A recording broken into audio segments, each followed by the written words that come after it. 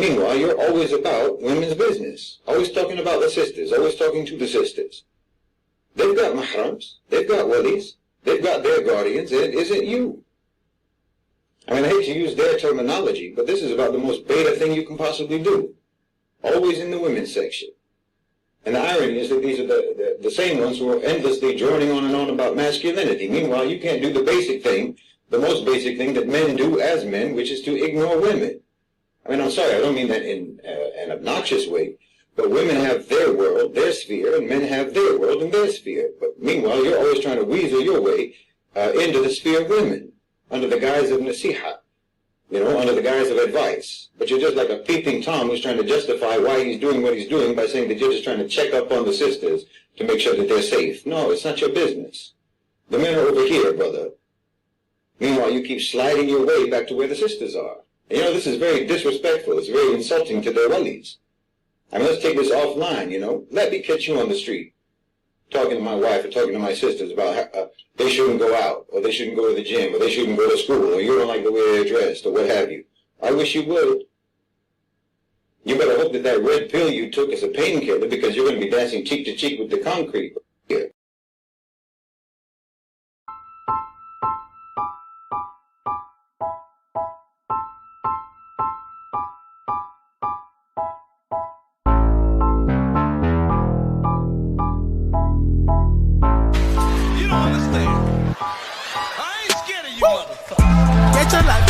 Get your life, baby. I got my why you can serve my mind, baby. Feeling me, that's why they killing me, baby. Get your life. Get your life, baby. I got my why you can serve my mind, baby. Feeling me, that's why they killing me, baby. Get your life. Run up when you see me, no disguises. Keep that thing with me, cause I don't do surprises. J Chanel, show and tell, all facts, no lies, streak.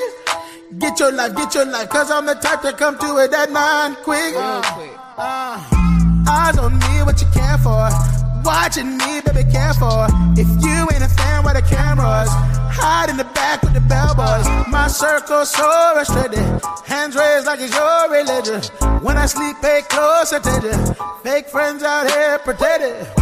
Get your life, baby. I got my why you can serve my mind, baby. Feeling me, that's why they killing me, baby. Get your life. Get your life, baby. I got my why you can serve my mind, baby. Feeling me, that's why they killing me, baby. Get your life. Focus there. Watch them cause they after me like a pot of gold. I'm not for play, ask Keisha if you don't know. I'm a little bit cray-cray, approach me, you better be right. If you don't come correctly, you can catch these cans tonight. Eyes on me, what you care for? Watching me, baby, care for. If you ain't a fan, where the cameras? Hide in the back with the bellboys. My circle's so restricted. Hands raised like it's your religion. When I sleep, pay close attention. Fake friends out here pretending. Get your life, baby. I got my why you can serve my mind, baby. Feeling me, that's why they killing me, baby. Get your life. Get your life, baby. I got my why you can serve my mind, baby. Feeling me, that's why they killing me, baby. Get your life. Get your life,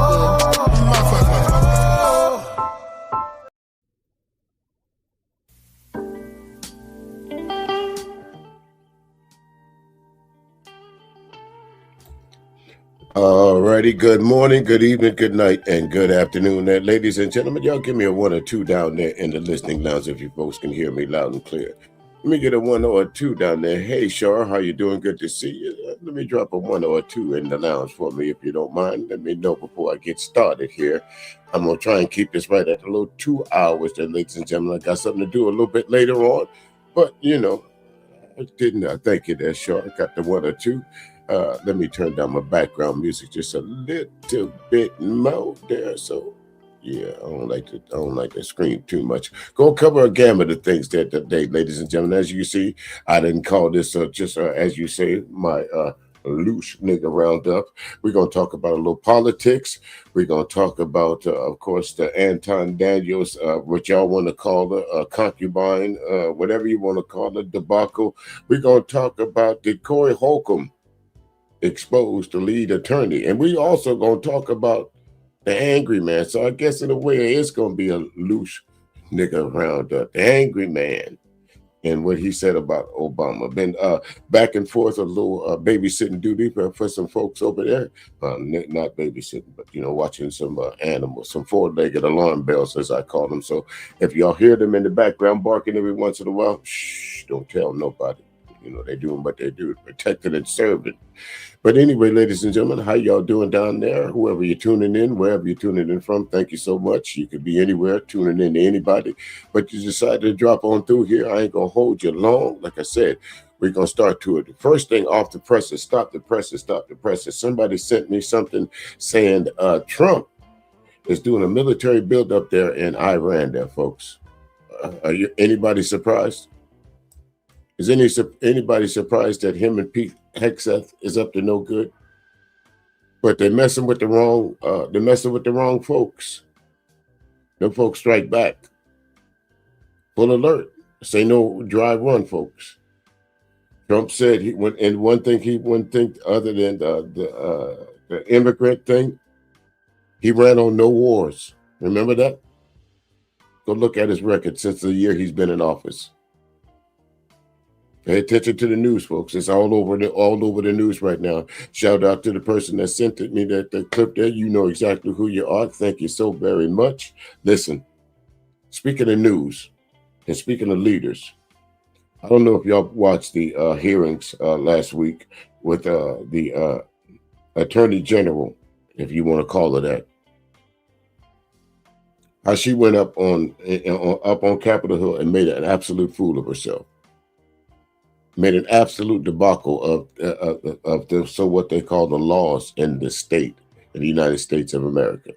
Lies, name calling, like she was in some fourth grade play somewhere, or she didn't like somebody. So she came with a book full of accusation and innuendos instead of answering the direct questions about Jeffrey Epstein. It's funny how people will go to great lengths to protect these people. How people will give up their entire careers to protect not only Donald Trump, but whoever else is listed in there. This is not guessing. This is fact that Donald Trump is mentioned several times in the Epstein files. So they muddied the waters, folks. What did they do? They so-called released some of the files. 3 million. Think about that. Versus how many of it hasn't been released. And his name is all over it. We find people of prominent wealth in this country all over the Epstein files. This ain't about whether you have an R or a D in front of your name. This is about human decency.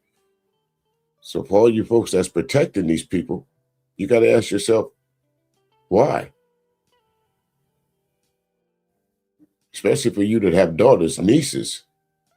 You got to ask yourself, some of these people are still walking around right now. They're still scarred from what went on back in the 80s and the 90s and the 2000s.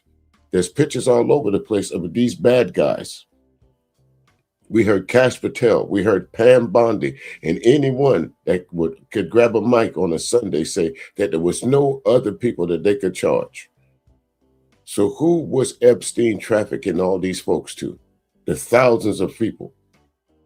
Nobody. It was just him and Maxwell. Are there any co-conspirators? There's no credible information. If you've been watching the files and the trial, you know there's plenty of credible information. Why hasn't anyone been charged yet? Why aren't we watching those Senate hearings instead of guessing? Why aren't we prosecuting them? The last time I talked about this, they shut my video down, folks. Somebody went back, and because they didn't like what I was saying, YouTube didn't shut it down. Somebody tagged it for misinformation. Imagine that. I use clips from YouTube, but somebody went and tagged it for information. So you couldn't have tagged it about the clips I used. You had to tag it about information about misinformation about what I was saying. Because all the clips that I used in that last video was directly from YouTube. So let's see if this one will get through. We're going to start here. Let me take this off the screen. Y'all hold your breath. Y'all hold your collective breaths. Let me take this off the screen here, and we'll get to our first video.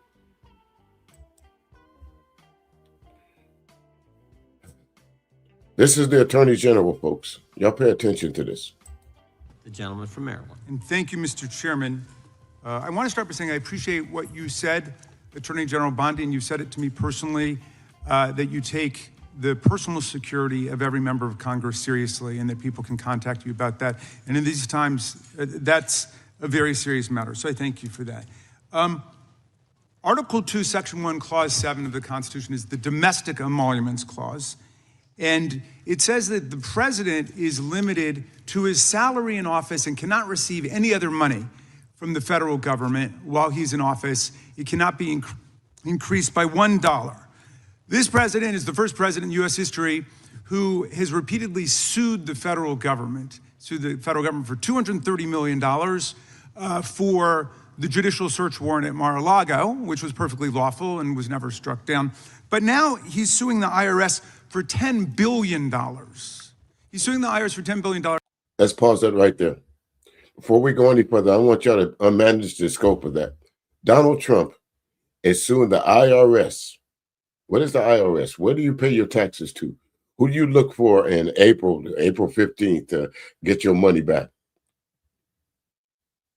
Donald Trump, the president of the United States, is suing the IRS for $10 billion. But wait, there's more. Which I think is around 80% of its annual budget, because his tax returns were leaked. And they were illegally leaked by a private contractor who actually is in prison now, Charles Littlejohn. But he wants $10 billion. Now, but I want to ask you the question of whether you think it would violate the Domestic Emoluments Clause for you to settle that $10 billion case or any of the other claims that the president has made against the government. He himself has remarked, it's interesting because I'm the one that makes the deal, right? And he says, I kind of have to work it out with myself. Do you think it would violate the Domestic Emoluments Clause for the president to work out a deal from people who are his subordinates under his unitary executive theory to get money in one of these cases? I'm not going to discuss pending litigation. Okay, so theoretically you're saying because his privacy...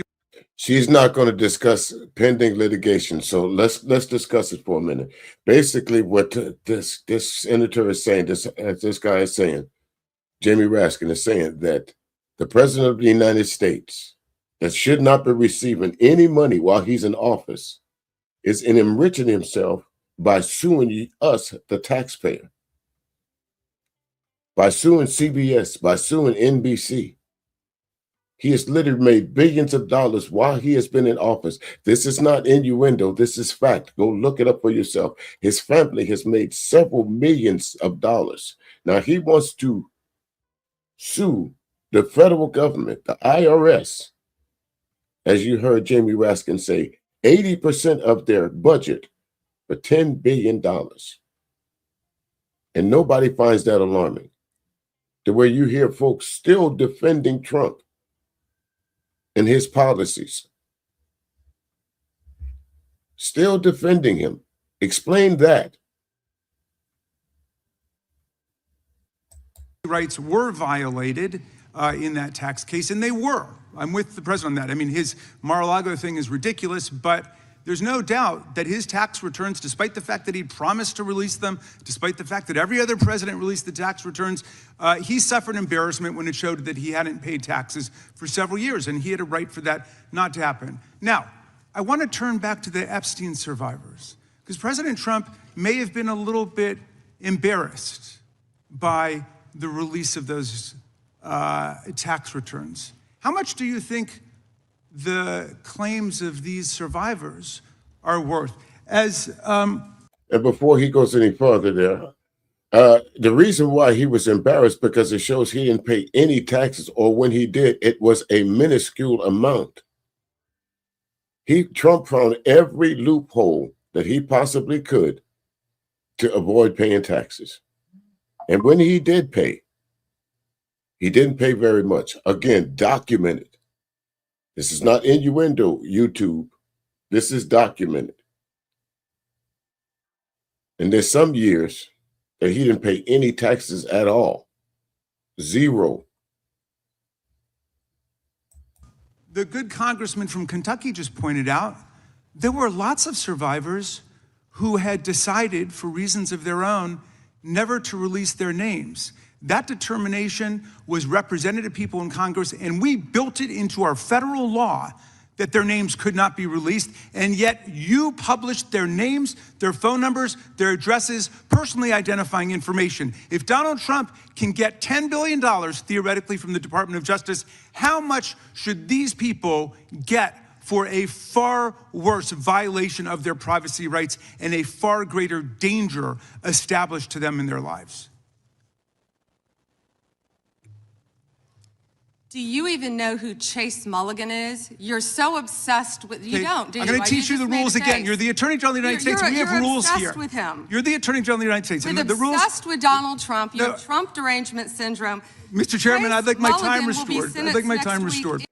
And this is the Attorney General of the United States talking about Trump deranged syndrome. Like this is some term that people go lay on some couch in some psychiatrist's office and talk about. The only place you hear about Trump deranged syndrome is those who try to excuse what Trump is doing. And that's the term that they want to use. Or you must be crazy because you're going against Trump. You must be deranged. You got to be crazy. Trump deranged syndrome. You got to have it. That's the only way. You cannot agree with the Orange Master. You got to be deranged. But who is really deranged? Whose eyes are wide shut? Pam Bondi, yours definitely is. In your district. In your district, and Stop you the don't clock. even know about it, about keeping children Time belongs safe to from the online gentleman. predators. Time belongs to the gentleman from Maryland. The gentleman can proceed. Yeah, and I want the whole country to look at this, because this is the Attorney General of the United States whose job is law enforcement. We've never had a witness who has misunderstood our rules and been unable to conform his or her conduct to our rules before. We have only 5 minutes, and so we use our time to ask you specific questions. How long are you giving me to Excuse answer? me, I'm not yielding to you right now. I'd like that second restored too. So, Ms. Bondi, the way it works is we ask you a question and you answer it. And if you go off on a wild goose chase, another tangent, you start reading statistics or you start talking about stuff going on in our district. And by the way, I invite you to my district. Come to my district, but that's not what we're here to do today. Okay? So, and you do that, then we're allowed. Now, hey, Al Boogie, how you doing? Great to see you. Thank you for stopping in. Now, one thing I want y'all to notice, everything Pam Bondi pulls out about these different senators or congressmen, everything she pulled out, the person that she pulled out is a person of color. No disrespect to my palm-colored folks, but y'all commit crimes too. So my question to Pam Bondi is, why didn't you go pull up some palm-colored folks to say these folks is committing crimes too?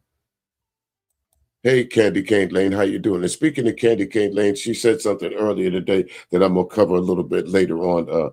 You posted something, Candy Cane Lane, that I'm gonna speak on it just a little bit later on when we get to the next part of our show here.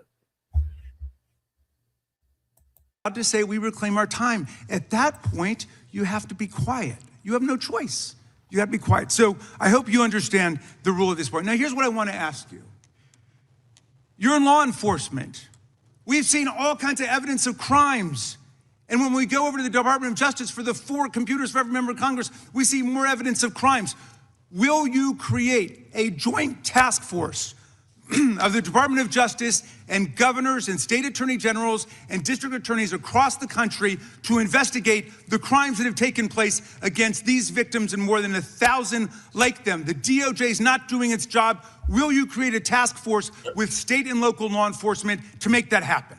Now watch how she answers this question, folks. Instead of saying yes, of course I will, automatically attacks. This is, again, I can't stress this no better, worse than this.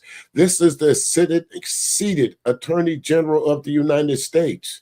She's playing for an audience of 1 right now. So listen to all of her nasty, as I like to call them, nasty grams.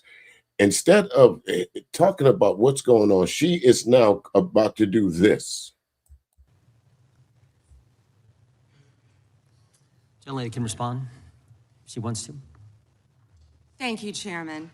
He called Chase Mulligan a wild goose chase and didn't even know who he was. He is a defendant in your own district who preyed on girls. Mr. Chairman. Well, you know what? If he were part of the Epstein investigation, you wouldn't do anything about it. Online chat rooms and committed sextortion. Yet he didn't even know in your tiny little district who he was. Mr. Chairman, she's embarrassing you. He's about to be This is your committee, and she is embarrassing Shame you. on you. The time of the gentleman has expired. I would remind the committee that last Congress, Secretary Mayorkas issued numerous. Now, this clown right here, why is he even? We know Jim Jordan's history. There should be some folks from the University of Ohio, the Ohio State Buckeyes, that can tell you about this guy's history. How he shut up, how he didn't say nothing what was going on behind the scenes with them as young men. So why would he be sitting at the forefront of a committee like this? Anybody asked that question yet? Why didn't he recuse himself from this particular committee? Anybody? And he pretty much gives Pam Bondi carte blanche to say anything she wants. And notice every time that if you go back to these particular hearings, each time the Republican spoke or a Democrat spoke, there was a Republican that was after him. And she would always say, "Can I have 20 seconds?" And every Republican that was at that hearing, at those hearings, gave Pam Bondi an extra 20 seconds to spew this bullshit. They are just as complacent as Pam Bondi. She might have took the full brunt of the embarrassment, but the whole entire Republican Party should be embarrassed about this display of leadership, especially with this guy sitting at the helm, Jim Jordan. What a joke. Times, and he wouldn't answer our questions, even when we sent them to him ahead of time in writing. So that's what we've had to deal with. I think the Attorney General is doing just fine. We have votes shortly. I will go to the gentleman from Virginia, and then we will take a break to head to the floor. I thank the Chairman, Attorney General Bondi. Thank you for being here. And I wanted to thank you for your work at DOJ in restoring the rule of law, encouraging transparency surrounding Jack Smith's partisan investigations into President Trump, declassifying information about the Russia collusion hoax, cracking down on sanctuary jurisdictions, and establishing the National Fraud Enforcement Division. Let me first go to securing the border and immigration enforcement. Our new governor has recently rescinded 287G cooperation between the state and ICE. Can you talk about, have you evaluated the public safety impact, how that would affect safety in Virginia to withdraw that support, and what that would do to criminal activity involving illegal immigrants in Virginia? Yes, it would be detrimental. And as you know, Congressman, one of the top members of MS-13 in the entire country was living in Virginia, in a suburb, among all of us living not even probably half an hour away from where we are now. And and it's a shame that that's happening now. Americans, I want to move on to the Fraud Enforcement Division that you've established and the misappropriation of taxpayer-funded benefits. And that's exactly what it said. This is what the Republicans did, folks. They soft-pedaled questions. They cherry-picked things that, of course, that their base would already agree with. Now, let's talk about immigration. I heard a couple of folks in the last couple of days talking about what immigration is, and it's a detriment, and we should get rid of all immigrants. Oh, really? Okay, I tell you what. When it comes farm season, you take your ass out there to them farms and pick those apples, those oranges, those peaches, those watermelons, those peas. You take your ass out there and pick it. Matter of fact, why don't you go to the local chicken farm where they slaughter the chickens, or they slaughter the pigs, or where they slaughter the other things that you eat, that you consume, that you see wrapped up in your pork chops, that you see wrapped up in your local freezer. Why don't you go apply for a job over there for $10 an hour? Why don't you go do that instead of complaining about how bad immigration is? Why don't you do something about it? Why don't you go take one of those jobs that those immigrants are taking? Because they damn sure ain't in tech. They damn sure ain't your supervisor. They damn sure ain't the lead crew of a Fortune 5 country, a company. So what are the immigrants doing? This country thrives on immigration. That's what it's based on, other than, that S word that y'all don't like to talk about. And that R word that y'all don't like to talk about. That's what this country thrives on, immigration. Let me see who I can find to work for me cheap. If you want to talk about solving the problem of immigration, start holding the people that bring these immigrants here that they'll know that they're illegal, but still have them working in their factories, that still have them bunched up 12 to a room.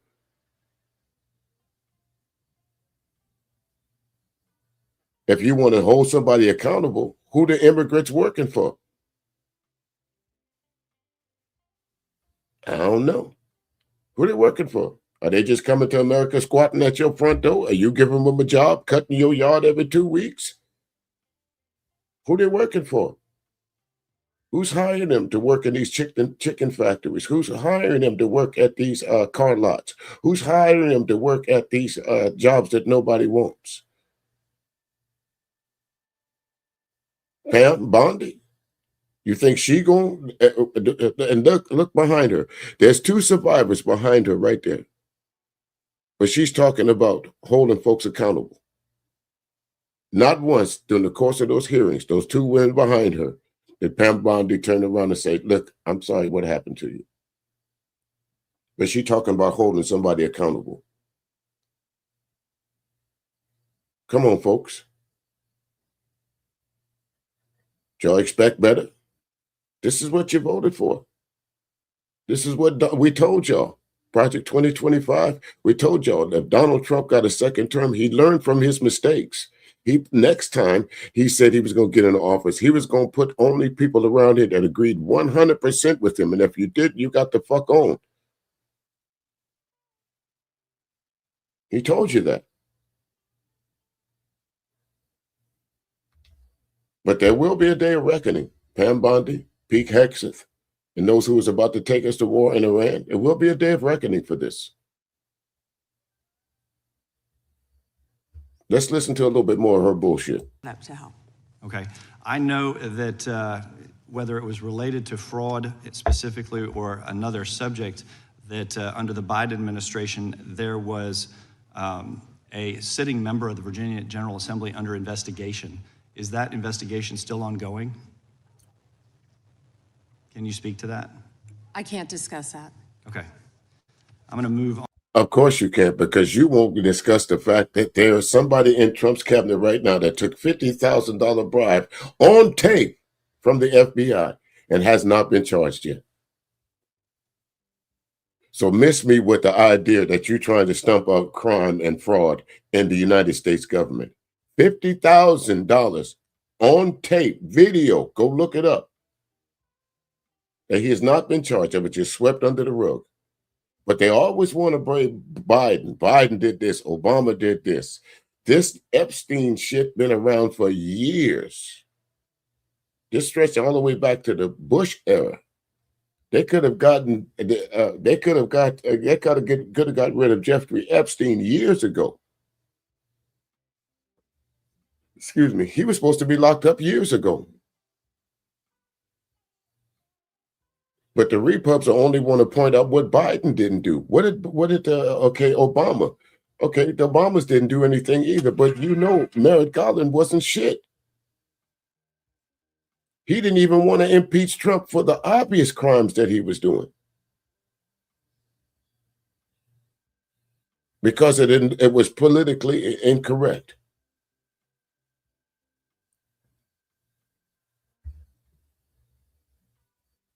On to the Second Amendment rights of law-abiding Americans. Last year, President Trump signed the One Big Beautiful Bill into law, which included the Hearing Protection Act, part of it that was sponsored by myself and Congressman Clyde. It reduced the national firearms tax, $200 tax on suppressors and short-barreled firearms to zero. Okay, so they're going to be talking about the gun right here. But a couple of weeks ago, all the Republicans was up in arms because of what happened to Alex Purdy. He shouldn't have came to a peaceful protest with a gun. So what happened to his the Second Amendment that you're about to lay claim to? Alex Purdy didn't have a right to the Second Amendment. A lawful, law-abiding citizen. By many folks, many folks, he was an all-around good guy with a right to carry a firearm, but yet he got 10 bullets pumped into him. But listen what they're about to tell you about the Second Amendment. Zero. And while the tax has been eliminated, the NFA's registration and paperwork requirements remain in effect, and your DOJ has said that would, even though the tax was reduced to zero, that the registration requirement is still somehow necessary, even though with regard to Obamacare and the Affordable Care Act, when that mandate was, when that tax penalty was reduced to zero, you decided that the mandate was no longer necessary. How are you justifying the existence of this registry? Congressman, that's pending litigation right now. It is, and I hope Yes, you would and I can't reconsider. discuss it. You would reconsider that. I yield back. The gentleman yield? I yield to the chairman. I think that Attorney General Bondi, why did Jack Smith have to pay some secret source $20,000 of taxpayer money? Do you know the answer to that? And here it is again. It's always trying to. Here it is. He's the chairman. You're supposed to hold order, not introduce bullshit, new parameters into a hearing that has nothing to do with Jack Smith. Muddy the waters as much as you can. Here it is, Jim Jordan. You're supposed to be impartial up there. Does that look like impartiality to you folks? Does that look like he's being impartial? Why did Jack Smith ain't got nothing to do with what's going on right here? Nothing. I can't discuss anything on that matter, but that's a good question, Chairman Jordan. Well said. It's a good question because he subpoenaed just about every Republican in this town, got half the Congress's phone numbers if you were a Republican. And for every subpoena that which Jim Jordan is leading out, he still defied the subpoena that he was supposed to adhere to this day. But they're talking about people defying subpoena, lawful subpoenas, when he himself defied a lawful subpoena. But he has to pay some secret source a bunch of taxpayer money. We'd like to know, the committee would like to know how many other sources he paid. Was it more than $20,000? Why he had to do those things. We'd like to know when you can, if you could get that information to the committee. I think when you think about the guy who was trying to put the president of the United States in prison, ridiculous as that whole thing was, we'd kind of like to know the answer to that if you could. And with that, we're going to stand in recess. We will go as quickly as we can and vote. We have 2 quick votes on the floor. And that, folks, is what they call introducing. Let me tell you something. This is what I want. This is a message from Donald Trump. Here's what I want you to put in front of the table, in front of everybody while you have your. I want to start an investigation under Jack Smith. And here's the parameters of the investigation. So that's what Jim Jordan just delivered to Pam Bondi, the Attorney General. Donald Trump's wishes, not only Donald Trump, but Stephen Miller as well. Call it what you want, but y'all don't think Donald Trump is this smart, do you?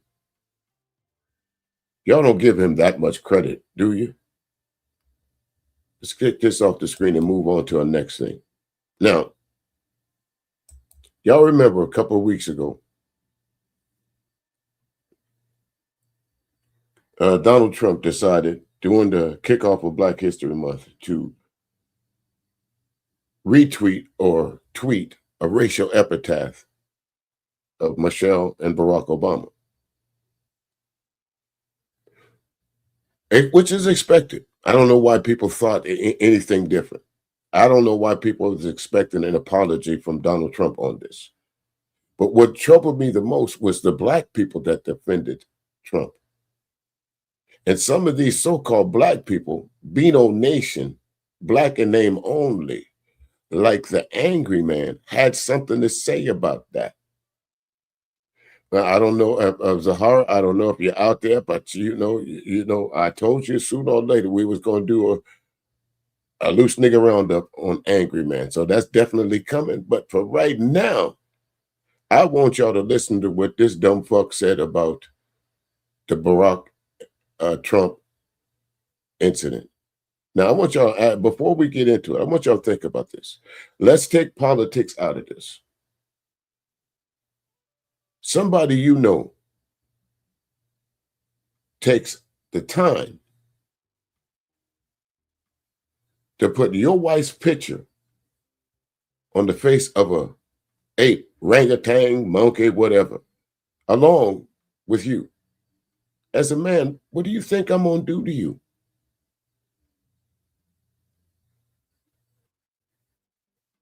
But I remember there was a time when folks was up in arms about Michelle, about not going to Donald Trump's inauguration. Now you know why. Black men was up in arms about that. Decorum. Donald Trump don't give a fuck about decorum, and he don't give a fuck about y'all, Black folks. Angry Man, Donald Trump is not going to come save you. Y'all listen to this clown ass nigga right here. Trump is going to be a racist, inevitably. Not because he's an actual racist, but because mainstream media is determined that they're going to come on TV every chance they get, regardless of what the circumstances are, and scream to the heavens that Trump is racist until they say it enough times to where you believe it. I'm sick of it. This nigga right here, I'm sick of it. Let me tell you something.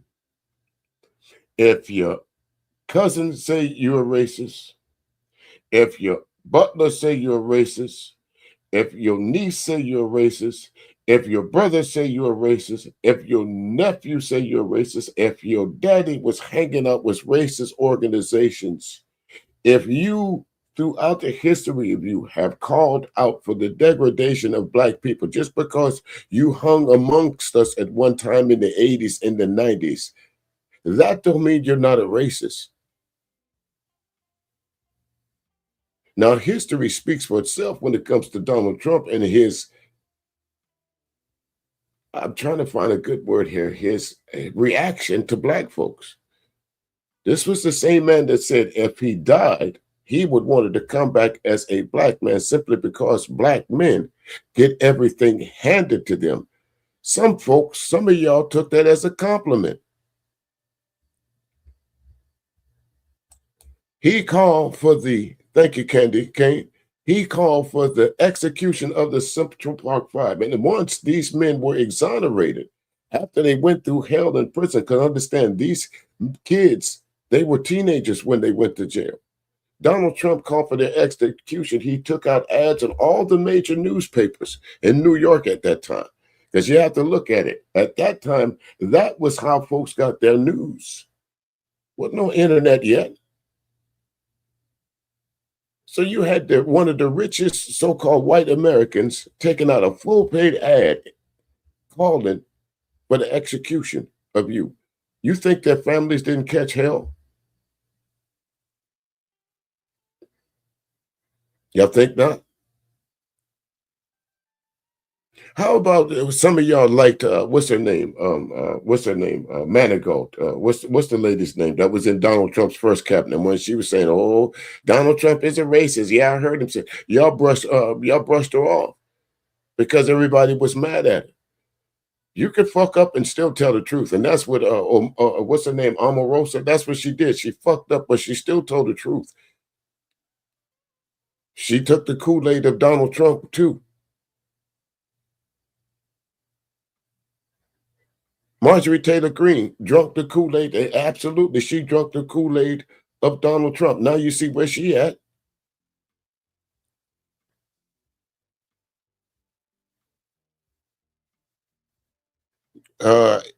M-rated captures. If you want to request a song there, sir, you'll have to catch me at another time. This is a different type broadcast. The request line is listed down in the description over there, or you can hit me up on the messenger and just leave me a link or the name of the song and the artist, and I'll be more than happy to get it on for you. All right. Welcome to the Real Rondo. Appreciate you dropping through. But there's so many instances of people giving up their entire life for the sake of Donald Trump. And we saw what Marjorie Taylor Greene did. She was the biggest Trump supporter. So even if she's jumping ship, something tell you something wrong. Tim Scott, the yassabos that he is, he jumped ship.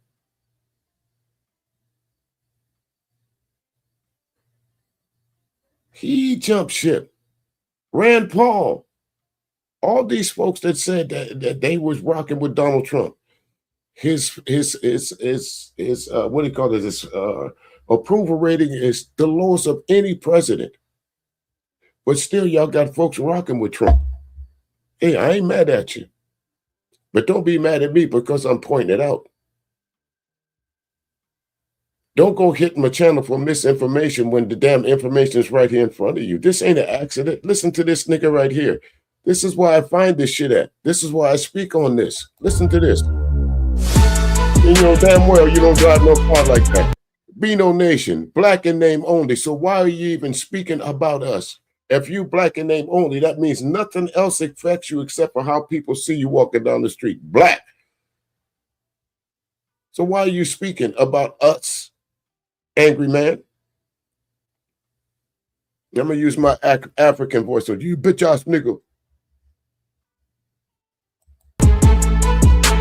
Move this shit on. The reason. Listen, folks. The reason why I leave shit up like this, so folks can't say, "Well, you used my shit and didn't say," because this is what like angry man like to do. This is what angry men like to do. They like to talk about me, but they won't give me credit. Give you credit for what? For giving me some shit to talk about? Bitch ass nigga.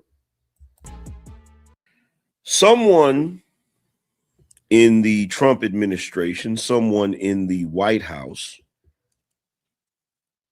decided to post a video that depicted former President Barack Obama and former First Lady Michelle Obama as primates.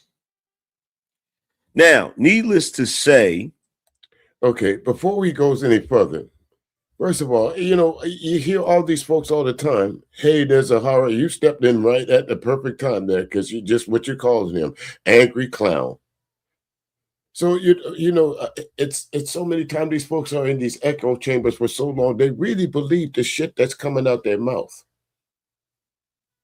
So let me educate you a little bit there, Angry Bird. Let me break it down to the smallest thing. In order for Donald Trump to retweet that or tweet that, he has to have them kind of folks in his orbit.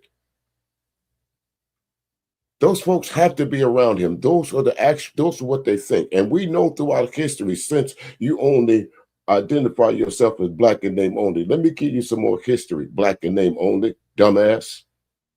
That is a racial trope that has followed people throughout history. So there was no mistake about it. If he didn't mean to do it, or if he just thought about it was in poor taste, or this is fucked up, he wouldn't have retweeted it at all. He knew exactly what he was doing. You're talking about living rent-free in somebody's head. Obama lives rent-free in Trump's head. And any disparaging or disrespectful thing that he can find out about Trump, Obama, he is either going to say it or he's going to retweet it. Imagine the things that don't get retweeted. Imagine the things that he do look at that he don't click the retweet button for. This was one that just slipped.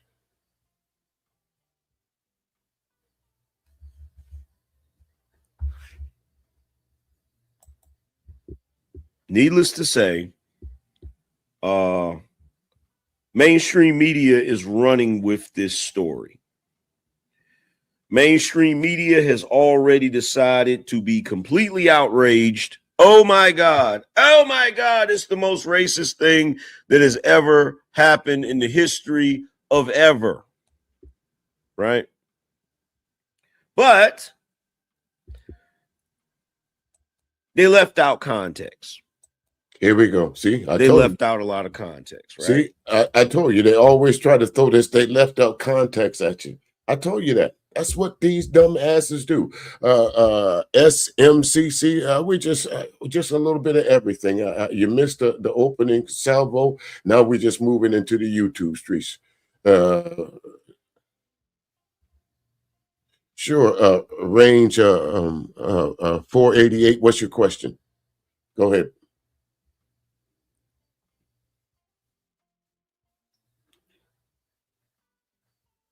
So, Range, before I get into this, what's your question?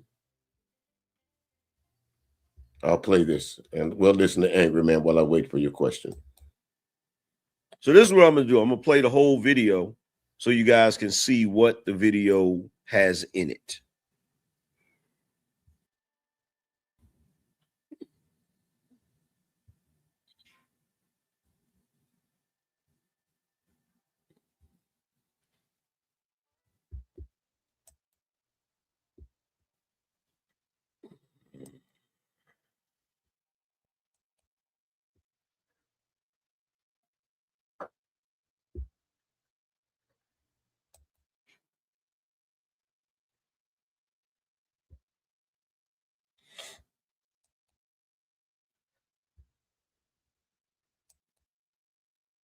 Well, I don't know why he's continuing to let the video play, but what is his point of letting this play? What is he going to say? That this is for the Lion King and it was not a racial trope? Because I didn't watch this, folks. So we watching this. Now that you see the full video. Okay, shut up a minute, bitch. I'm talking. I control shit over here. Now that I see the full video, you didn't need to play it that far. Somebody just put in just here that the world is so soft today. It's not a matter about being soft. The world is so disrespectful today that 10, 15 years ago, no one would thought this was funny. No one would do this. Now, this is what your ringleader has brought to the table. Folks got mad at me in 2015 and 2016 when I said Donald Trump opened the floodgates for racism to come out. They flooded my comment section with you just being a race baiter. No, I'm not. I'm telling the damn truth because I'm right. Prove me wrong. And he says, Ranger said something about your stomach problem, but I'm a DJ. I'm not a doctor, so I don't know what I can help you. Let's listen to the Angry Bird some more. Now that you see the full video, do you think, to everybody watching, I just want you to be honest. And if you think this, just be honest. Now that you see the full video, do you think it's racist? Now that you see the full video in context, do you think from start to finish, I think it's racist? Now, let me read this comment. I don't think it was a fortunate slip. I think apart from the agenda, it's apart from the agenda they used to rage baiting and being used to trigger black folks. You're absolutely right. Because they didn't have anything else. They couldn't get us out. They couldn't get us out in the fight there, El Boogie. So they know black folk was going to come out and speak on this. They knew this. I agree with you 100%. If all else fails, call them a monkey. They'll come out. If all else fails, call them a boy. If all else fails, use the N-word with impunity. They'll come out. This is all they have left. So I agree with you 100%. And here we are, this guy right here, Dub. Okay, I guess you want your $20 worth. So again, I don't miss words over here. I don't know if this is your first time listening to me. This might be your last, though. I don't miss words. So I'll ask you, what has Donald Trump done for black people? Actually, what has he done for you other than pick your pocket clean? Other than put your folks that's maybe in a rest home somewhere, damn near back to where they got to live in your basement? Other than putting 74,000 folks out of work? Other than being a convicted 34,000 felony, other than trying to get 10 billion in the from the IRS of your money. So what has he done for black folks? Unemployment is at an all high for black women and black men. Unemployment is at an all high for white men and white women. So what are you talking about? They rounded up folks with impunity, not based on who they are, but what they look like. Now, what you can go ahead and do is go ahead and sit on down in the corner. Rethink what you came in here for. And if you want to have a civil conversation, we can do that. Other than that, sit down.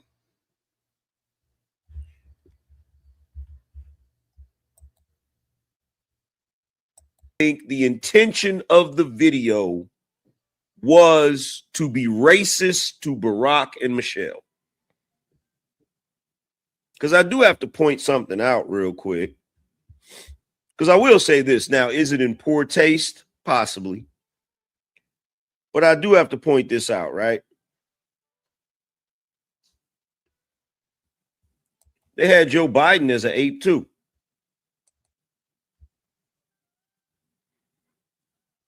They had Joe Biden as an ape too, right?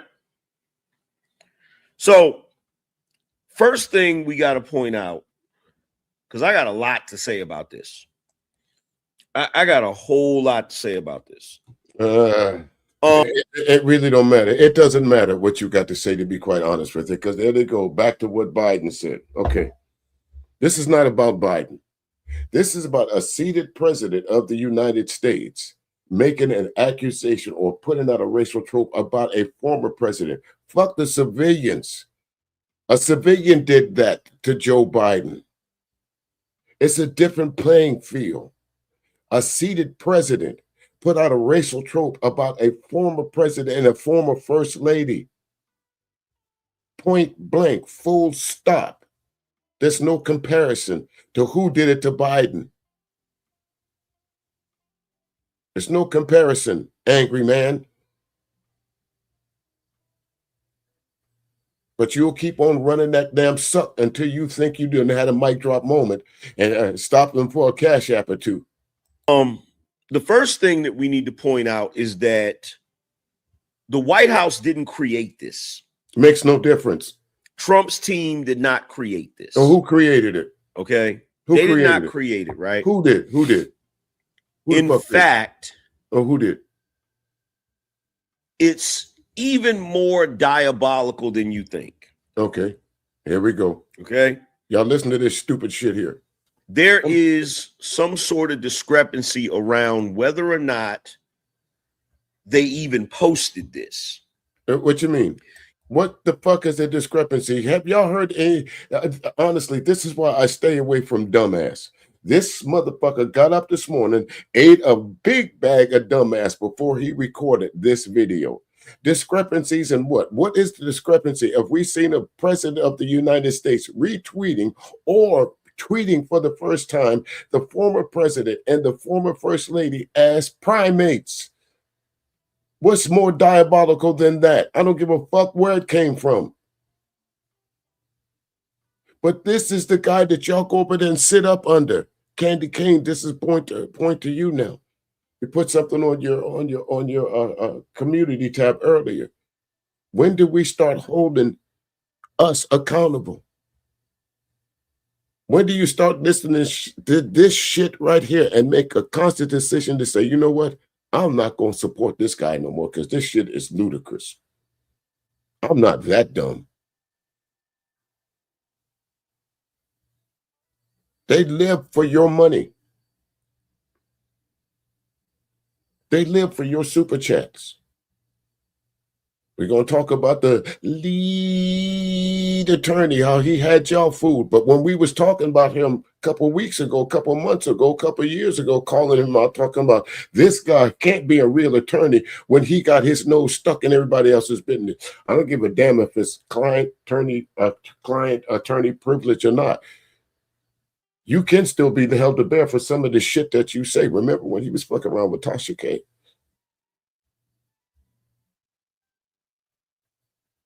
But y'all sit up under these damn YouTube philosophers and think they're giving you real scoop like this. You know how when you're on TikTok, or not TikTok, when you're on Twitter, right? When you're on X, you could have a video that you posted that's under your name, right? And then when that video's over, another video starts playing. Some are saying that this video wasn't even posted by Trump. The original video was about voter fraud. The original video was a graph that was showing voter fraud. And when that video was over, this was the next video that played. Right? But we all know when it comes to... No, I didn't say that at all. I said there is a difference. I said, let me, I hate to have to explain this shit because I'm really tired of listening to Angry Man. I'm trying to read the comments and listen to Angry Bird yap at the same time. But let me go ahead and stress something to you, my man. It's never okay to be a racist. The point that I'm making is, here it is. You have the so-called most powerful man in the world retweeting something, racial epithet about another former president. I'm not saying that if a civilian did it, it's all right, by no stretch of the imagination. But what I'm saying is, damn, you got to see there is a difference. You can't hold us as regular citizens to the same standard that you hold a president of the United States. That is the point. I'm surprised that I got to spell that out to some of you folks. Jesus, jumping up Christ. You got to be kidding me. The lefties, it doesn't matter. Like, logic doesn't matter. None of that, right? Now, I will say this. Even if the White House... Let me shut them up because I see I'm going to have to pay a little bit more to the comment. Here's another one, the SMC. I don't know why sometimes some of you folks come in and you just stick out to me, so I kind of roll off your comments and then we'll add some others. But here's another one of your comments.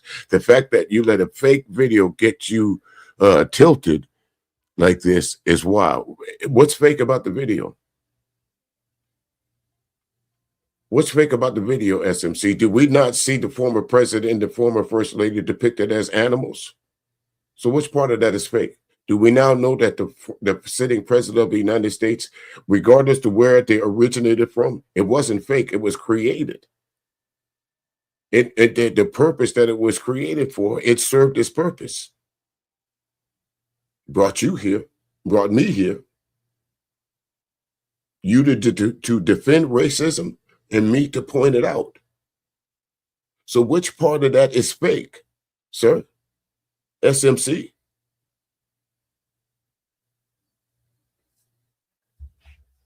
I'll wait.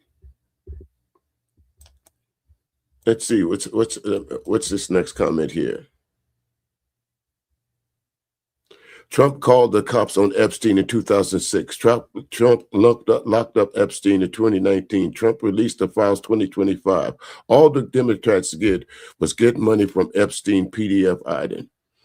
Well, again, sir, you're entitled to your opinion on that, Lone Wolf, but I think history tells a different story. I don't know what part of history you decided that you want to adhere to, but I think there's plenty of people that'll give you pushback on that statement right there.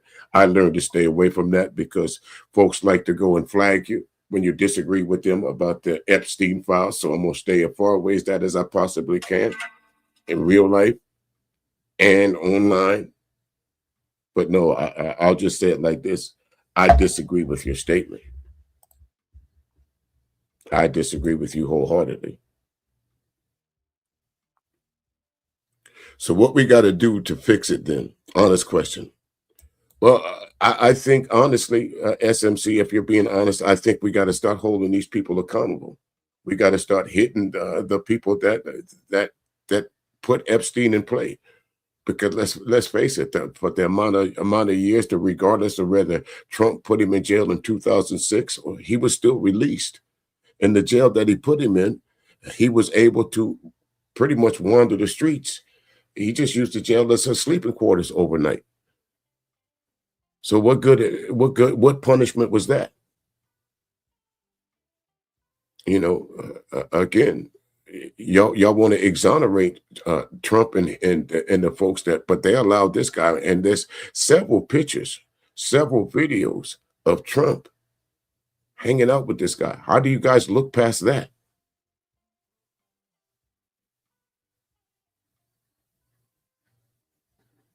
I don't know. So what we going to do to fix it there, SMC? You got to start at the top. You got to start holding these folks accountable.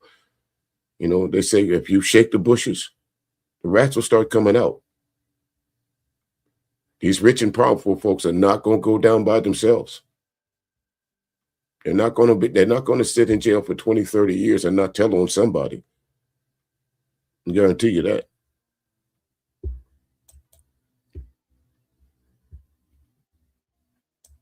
Trump's administration reposted this. Let's say, for argument's sake, that Trump's administration actually reposted this. Do we really believe, do any of you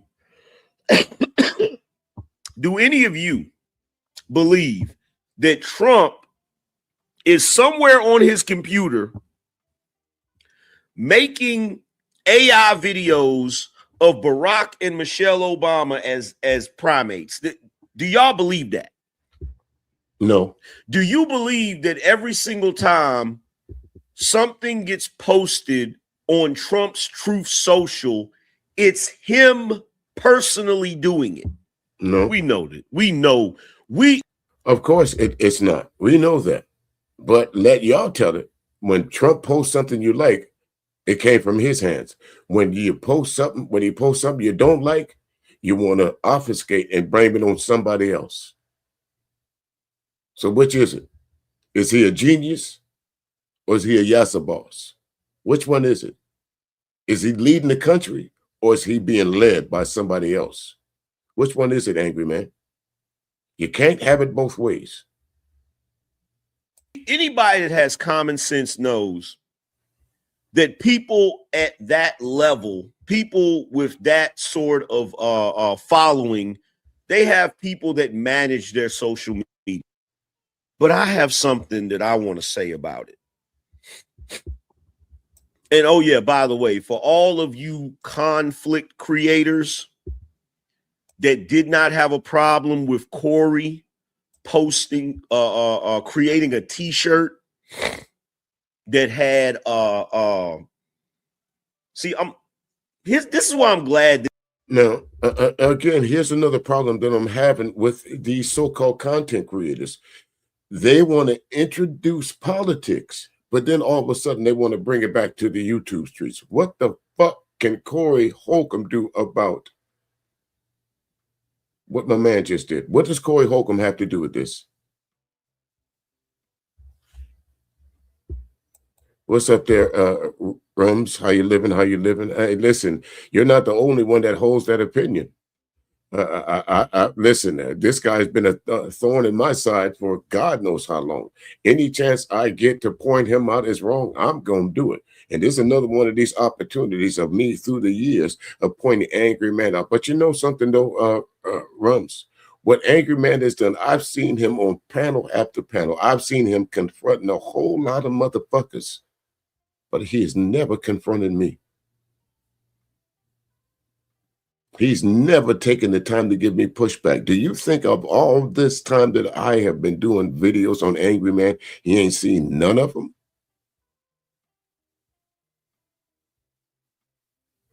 Do you think that many times I done called him a 3-sandwich, pot-belly, no content having motherfucker? He ain't heard that yet. I know the real reason why he don't fuck with me. And there's somebody in my audience that know the real reason why he don't fuck with me. Huh, Angry Man? Huh, Angry Man? We know you, don't we? This situation happened. I'm so glad it happened because guess what? When Corey Holcomb did that live stream where he had a t-shirt that depicted Anton Daniels' wife and daughter as primates, a lot of you nigmas was saying that it was funny. That's what you were saying. So I want to see if you're going to think this is funny, right? No, you called them right. Nigmas or loose niggas, because they did find it funny. Anybody that I know of any substance condemned Corey Holcomb for what he did. Even so much so, y'all thought the reason why one of his co-hosts was leaving because he refused to hold that shirt up. Believe it or not, Angry Man, there's a whole lot more of us that have standards than you want to give credit for.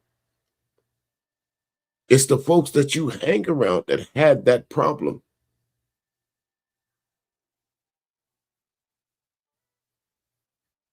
You new niggas, as you called them. It's you new niggas that thought that was funny.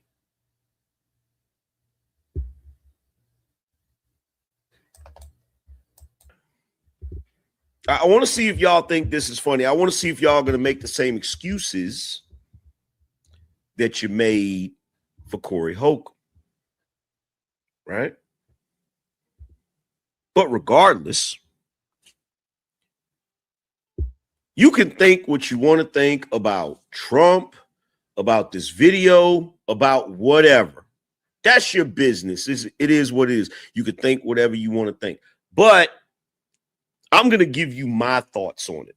I'm going to tell you what I think about it. And I'm going to tell you what I think about it under the assumption that, yeah, it was Trump that posted it. I'm going to give you my opinion from the perspective of, yeah, he posted it. So I'm going to sit here and pretend like, yeah, it was actually Trump that made the AI, which we know is not true. And it was actually Trump that posted it, which we also know is not true. Okay, so if you know it's not true, why go into the assumption any further? This now becomes a speculation on your part. If you telling us this shit ain't true, but we gonna cover it anyway, does that make sense to y'all? This is backwater, and they like to call folks from the South Country and unsmart. This is that backwater way of thinking right there. That double talk, yes, boss, and look how smart I am, boss. Is we sick? I've learned some new words in your dictionary, so I'm gonna see if I can use them to get some people to send me some money because nothing he said just now made any sense. Matter of fact. I've been waiting for a reason to use this one. Wait a minute, let me see if I can find it. Did anything Angry Man say just now make sense to you, sir? Abso-fucking-lutely not. Even my man Glenn said, absolutely fucking not. Okay, Angry Man, I'm gonna let you talk a little more. But I'm going to give you my opinion that, yeah, he posted it. Would y'all like to know? Would y'all like to know what my opinion is? Raw and uncut. When it comes to my opinion, there are so many people that love to try to catch me in gotcha moments or whatever, right? And the problem that they don't get, this is why it's funny to me. Every time somebody tries to say, well, angry man, you thought this, and well, angry man, you thought that, and angry man, you did this and you did that, and blah, blah, blah. Let me explain something to you.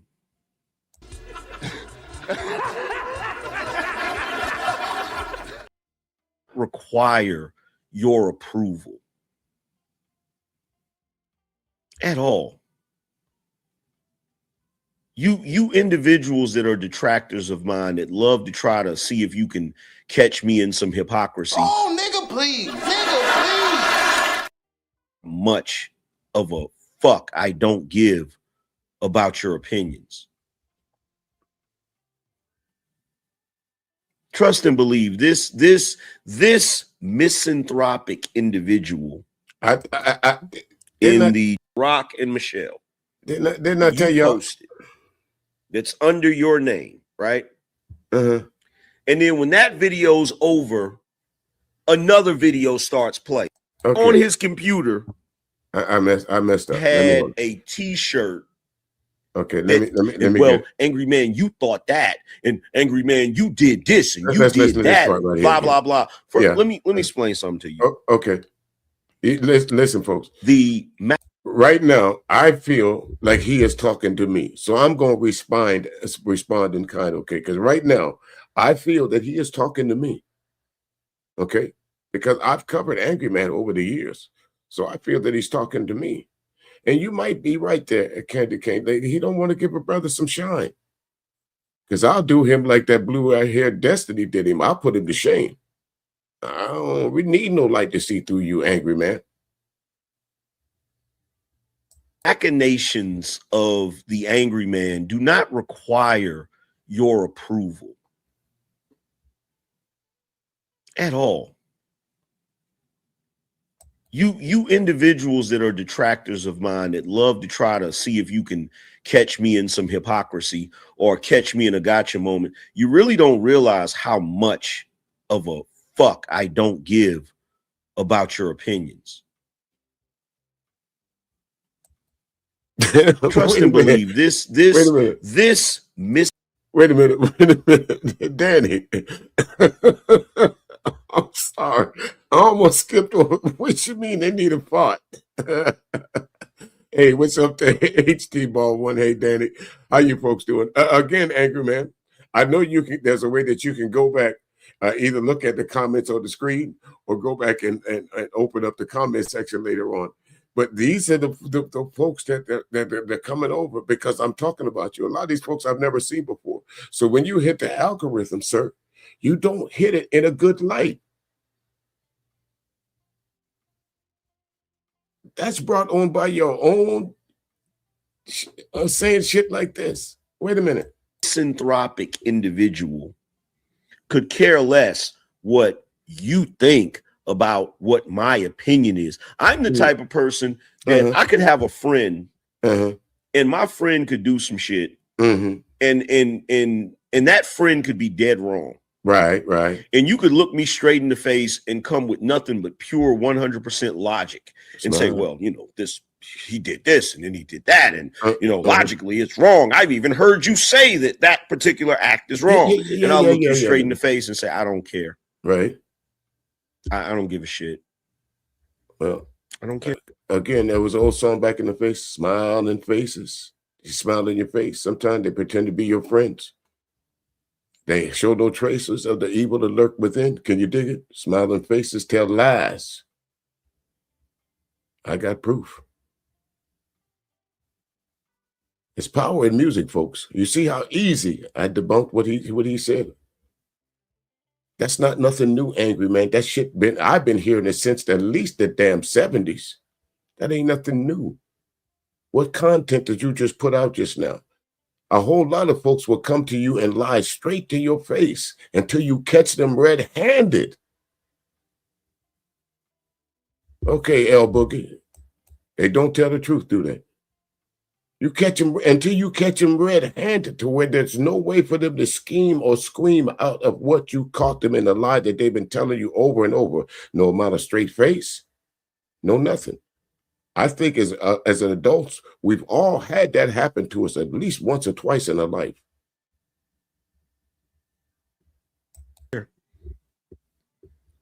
Oh, why not? Oh, that's my friend, and I'm riding with him.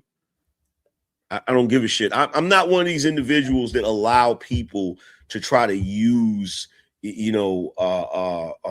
hypocrisy and altruism and self-righteous sanctimony. Well, let me ask you something, man. When is you gonna get to the real reason why Donald Trump posted that hideous meme of Michelle and Barack Obama? When you gonna get to that? Speak of being sanctimonious. This is a whole soliloquy of absolutely nothing but yeah. Now y'all look at me. Look how smart I am. Dumb as a bag of rocks.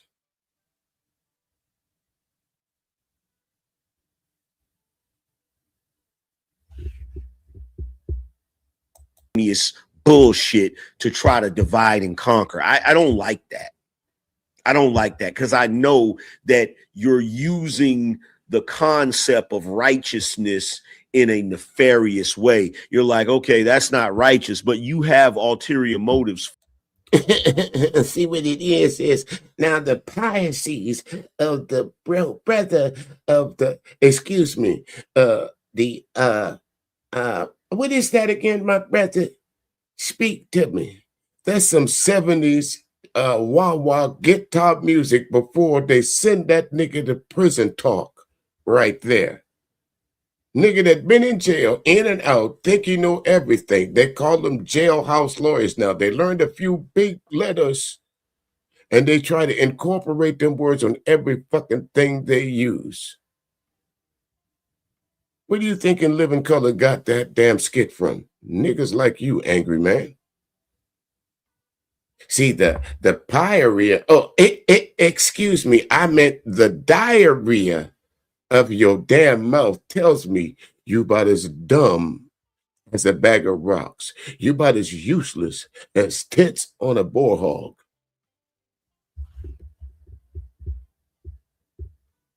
For your bullshit, right? It is what it is. But here's my opinion on it. Finally. Even if it is believed to be a fact, even if it is the case, let me say it the way Andrew Wilson would say it. If it is the case that Trump actually posted that video, and if it is the case that it is an implication of racism, I don't give a shit. That's the problem. I don't care. That is the problem. So you spent all that damn time. You collected all them super chats to tell a motherfucker you don't care. So why are you speaking on it? Beano Nation, I told y'all that from the beginning. That's what he's a part of. He's black in name only. So he told you from the beginning that he don't care. Now you heard it out his own mouth. He don't care as long as he can sell tickets. Hurry, step right out. See the angry man in his clown show coming to a YouTube stream near you. For a motherfucker that's got over so-called 1 million subs, he show park his ass in a garage basement somewhere or outside with a gas heater, a barbecue grill, heating his ass up. Long cold winter. But this is the guy y'all hold in esteem. Got to go back to my girl Candy Lane when she said it. Sometimes you got to stop saying it's the content creator and hold the people free to the fire that's consuming this content. How you think Anton Daniels got so big? Mika told you. We're going to get to that earlier, a little bit later on. I got to get out of here right about 8 o'clock. So I got about a little under 45 minutes or so left. I'm going to let Angry Man speak a little bit more. I don't care. I don't care how many of you believe Trump is racist. Mm-hmm. I don't care how many of you are going to call me a coon Mm-hmm. for not caring. Mm-hmm. And you know why?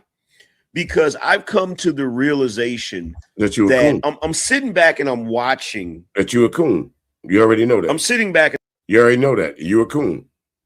Instead of calling yourself angry man, you should call. I hate to use my own that damn name Stephen, but damn it, they called me Stevie. So I'm affiliated with you just by saying they should call you Stephen from the Django.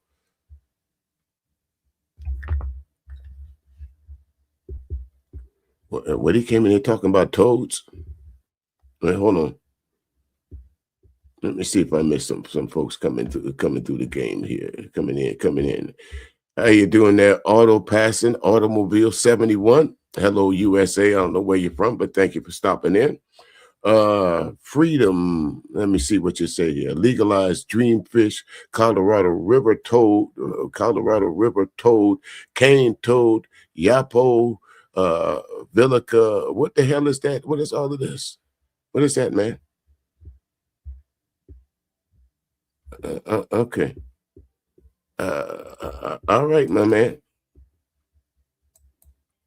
Okay. I don't know, bro. He says holy medicine. Okay, I'm gonna leave that there. I'm just gonna put it on the screen. We'll talk about that another time. All right. And that's the thing there, HT Baldwin. You know, all these folks that's running Trump for cover, you know, in any other situation right now, they would have called, if this was me or you, HT Baldwin, and they got wind of what we did, if we were nefarious back in our earlier days, in our 20s and in our 30s, don't you know how many streams would have been held about us, calling us this? Ask them, Passport Brothers.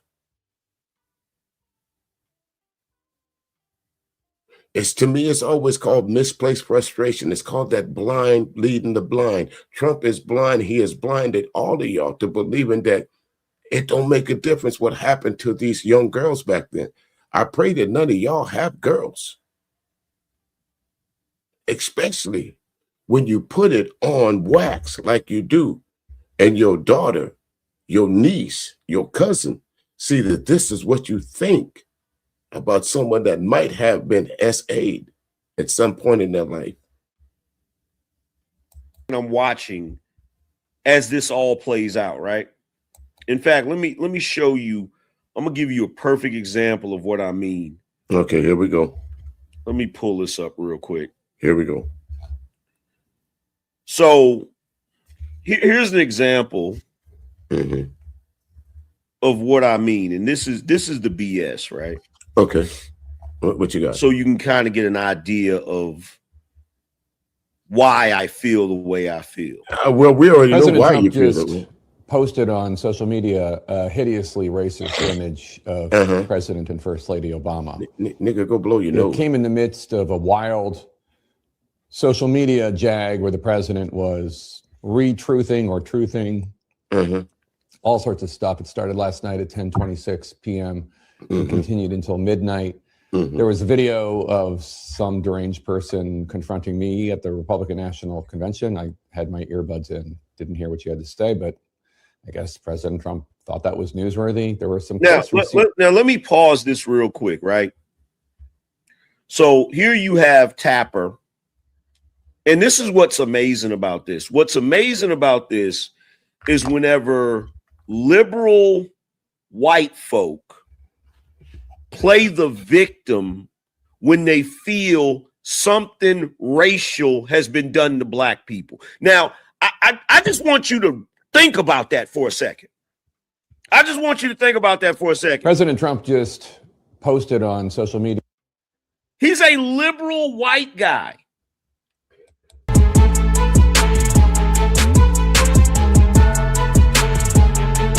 That's what this. Let me stop that. I slipped in the Trump administration.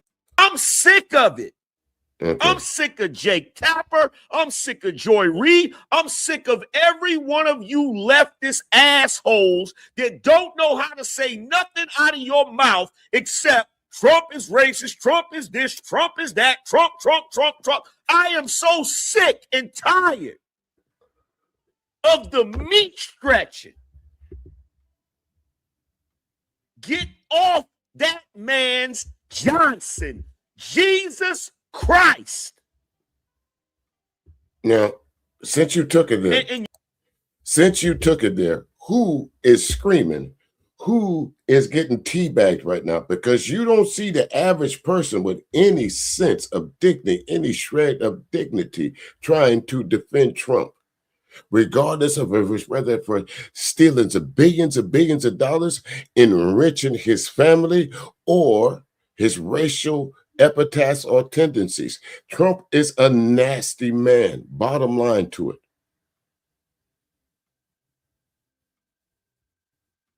No one wants to hear you scream. That's why your chick put you outside. Y'all notice his background? Ain't that a kid's room?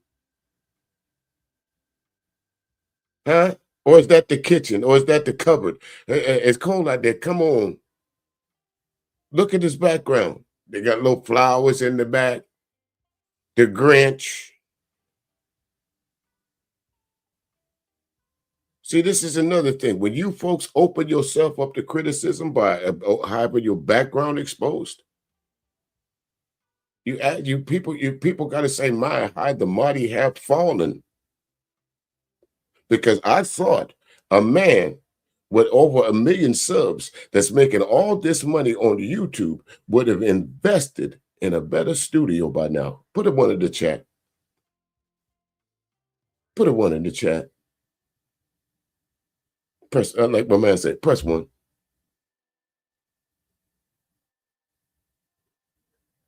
Man cave. I would think he would do a little better than that with all the money he got. Press one. With all the money he say he getting. What studio? Outside? But that's enough of the angry man, folks. Let's move on from the angry man. I got some free time throughout the rest of the week. I'm gonna dig up some more angry man shit. Some things that some other folks have sent me. I heard him and his buddy Izzy Ain't Bad had another lovers quarrel. So we might cover that a little bit later on too. Anyway, folks. From one great super hero of the YouTube streets to another. The lead attorney. Folks been telling y'all for years, man, don't take everything that this guy says is gospel.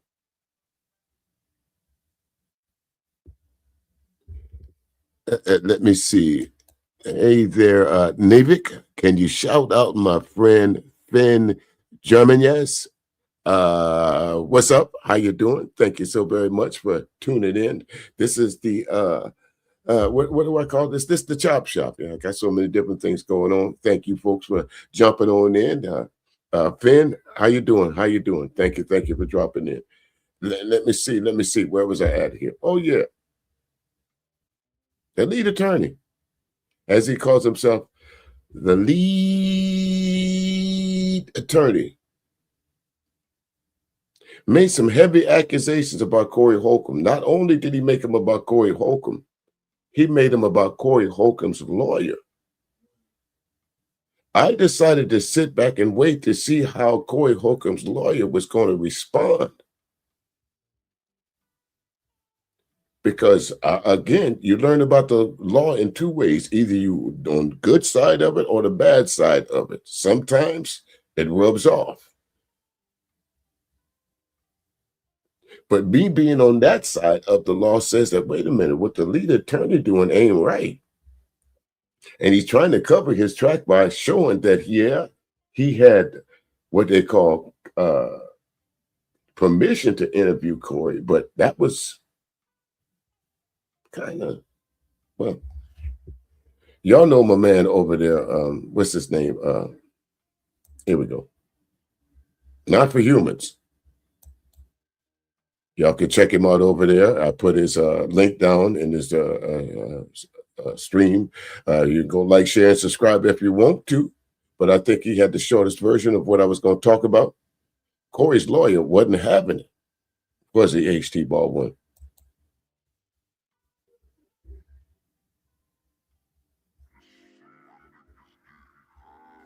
But I do have to protect myself now because of the lies and the narratives created, put out there against me. I'm proud to say I haven't had any drama with law enforcement, basically, as I've been an adult. When I was young, you know, I had a shoplifting charge. Me and my guys, we thought we could steal, but I realized this ain't finna be my life. So what I'm trying to get at is this, because I'm finna bring my man on.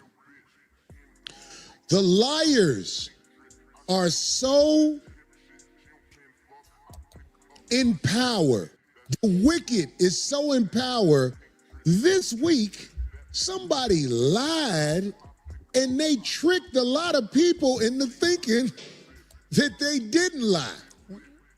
The conversation they had, I said, wow, did people really fall for that?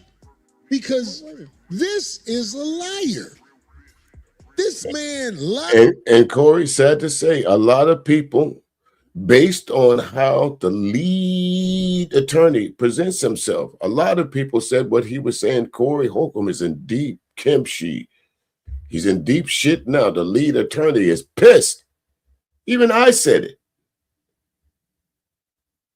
Even I said it. I said, uh-oh, the lead attorney might have rocked the boat here a little bit, what he was saying. But again, I sat back and I said, before I do a stream on this, let me see back. Because Corey gonna have an answer for this. I can guarantee you that. And boy, did he come out swinging. Let's go. And then I'm not a lawyer, but in court, that conversation he had with the people, I'm talking about leading a nigga ass law. Leading a nigga ass law. That conversation he had with people would only work with the feeble minds. I have not seen or talked to lead in a nigga ass law since we said goodbye to him at the Yard House. Me, Darlene, and Craig. And we thought he was a well-intended guy, which is why last week I thought I was trying to say, damn, man, you lied. You ain't said nothing. So, okay. Now, you got to give Corey credit for that, because he did say, listen, I didn't say nothing about you, my man, because you didn't say nothing about me. So let's leave it at that. That should have been squashed.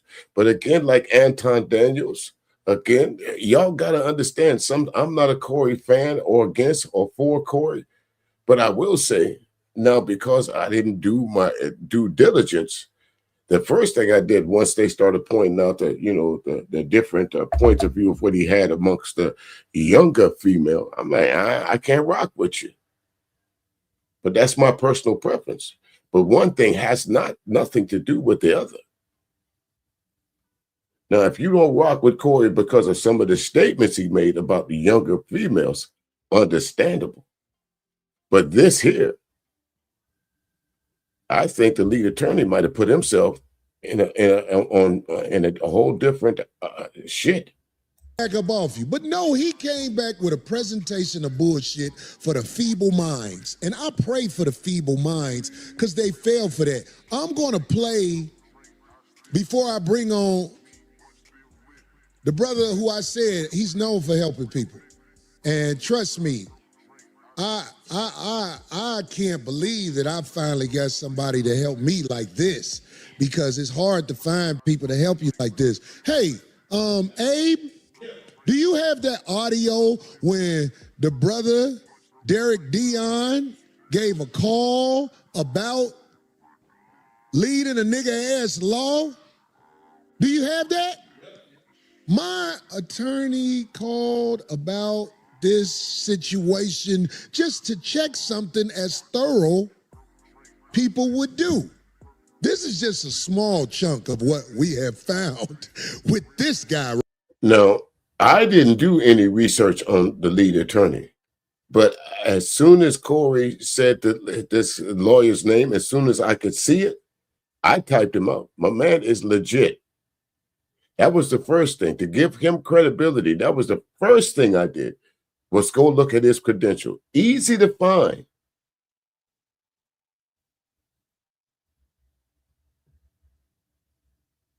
Right here. This is a farce. But can you play that video when, yeah, play the video when Derek called about dude. Membership, Rachel speaking. Yes, Rachel. My name is Attorney Derek Dean. I'm an attorney licensed down here in Houston, Texas. And I wanted to refer one of my friends to a divorce attorney in Atlanta, but I wanted to check his membership status first. Okay, what's the name? His name is Jameson, Jameson, Corey with a C, and last name Campbell, Campbell.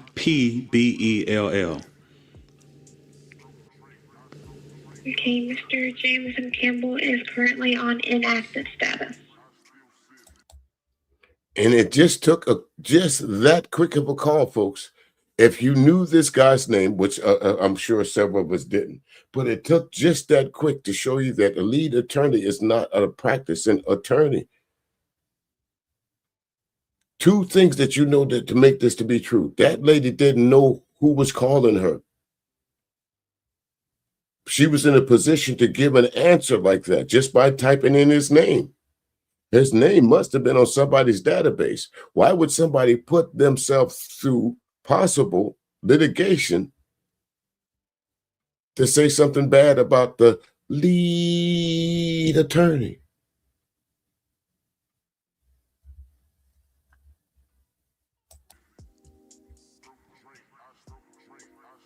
Y'all heard that shit? First of all, most of you motherfuckers didn't even know his motherfucking name, and you believed in this motherfucker. This nigga won your heart with a nickname. My name is Corey Holcomb. My attorney name is Derek Dion. This ain't the only thing we discovered about this lead in a nigga-ass law. Now, let me speak on that. The lead attorney, he should not expect any expectation of privacy. Why? Because he presents himself as a lawyer, not a content creator, that he actually has put things and say, okay, I can't represent you, y'all see, client, whatever that is, client privilege. Then he tell you he does not acting as a real lawyer, but then he charged you for information that a real lawyer would give you. You can't make this up, folks. If it was that easy for me to find it, once he gave out his name, everything that they're saying right now is true. Did he dox him? I don't know.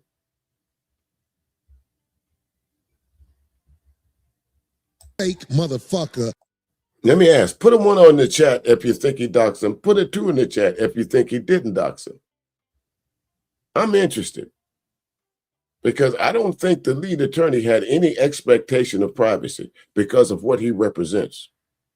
You're going to have to deal with me. If you're saying I represent you, you're representing me as either a lawyer or referred me to one, I got to know who I'm dealing with. I want to know your name. Unlike me, folks don't know my real government name, DJ Music. What else you need to know about me? It's that cat that played music.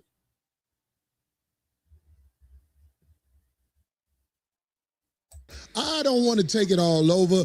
My brother has taken the time out his busy schedule to come on and talk about this with me. Brother Dion, can you hear me? Can you hear me? Brother Dion, listen. I'm gonna turn it over to you. And just let you say what you're going to say right now. But I got a couple of questions that we can put out there for this fake-ass motherfucker that I think is an operative because his profile doesn't look real. But is it something you want to tell the people? Because this fake motherfucker called you out your name, and I don't know why he did that. If he's really a man who is a. And to be quite honest with you, I think that's where the lead attorney went awry. That he called this lawyer that's about to speak a liar. Ethically, that man was not going to sit back and take that. Oh, hell no. What did the lead attorney expect? You called this man a junkyard lawyer, basically. I don't think your lawyer is giving you good advice. You remember how he was tearing down Corey's lawyer in so many code words? Now we know that not to be true, huh? Lawyer? But I'm just saying, is there something you want to say in the beginning? Because you've done the research on this. You know what's happening, Dion?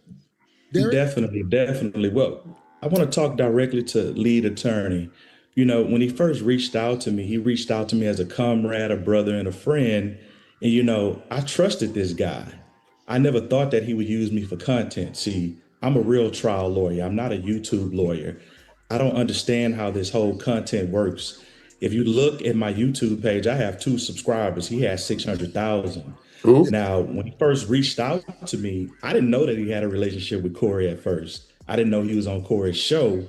So he really was backdooring Corey to try to get me on his show to do this interview. And we'll get to the whole part of whether Corey gave me consent or not at the end of this. But first, I want to talk about lead attorney. After he got on this show and basically disrespected me in my practice, I hired a private investigator, Sergeant Sean Morgan, down here in Fort Bend County in Texas. And one thing that we noticed about lead attorney is that, you know, for the last 25 years, he's paraded around everywhere. And for like the last 5 years, going under the name lead attorney. But if you look at all of his products, services, everything that it offers, he's never used his real name. I bet you don't know his real name. So my private investigator found out that his real name was Jamison Corey Campbell. And I reached out to the state bar and his license is inactive. I pulled the rules out of Georgia, even though I'm out of Texas. He's been on major platforms. He's been on DJ Vlad. He's been on Corey Holcomb's show. He's been on a lot of people's shows giving legal advice when this guy's license is inactive. And, you know, I will never. Again, you heard it for yourself, folks. The lead attorney, without any hesitation, this lawyer that you see up on the screen behind the lead attorney says that the lead attorney's license is inactive. But that's not what he presents to y'all. I don't watch the man's shit. You know, every once in a while he'll have a snippet and he'll make the morning news. But I don't go watch the lead attorney. But you heard my man say he got 2 subscribers. I got a little under 2,000. The lead attorney got 680,000. On his way to 1 million. Come on, guys. Oh, ain't no bell. Except being critiqued, judged, or ridiculed by somebody who's faking as a lawyer.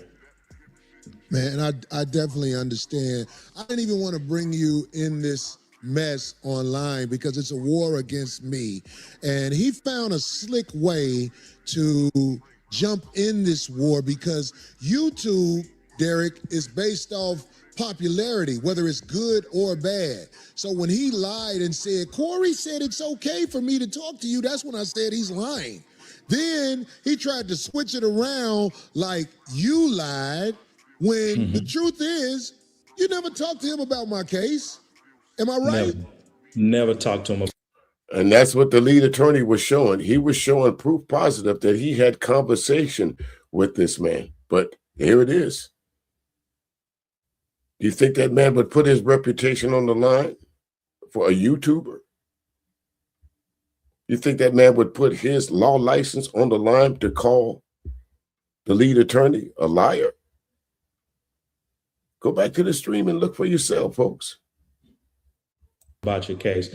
See, the thing is that when he reached out to me, I was a little hesitant because his email, or within his email, you know, signature block, there was no legal name, there was no office address, there was no office phone number, there was no.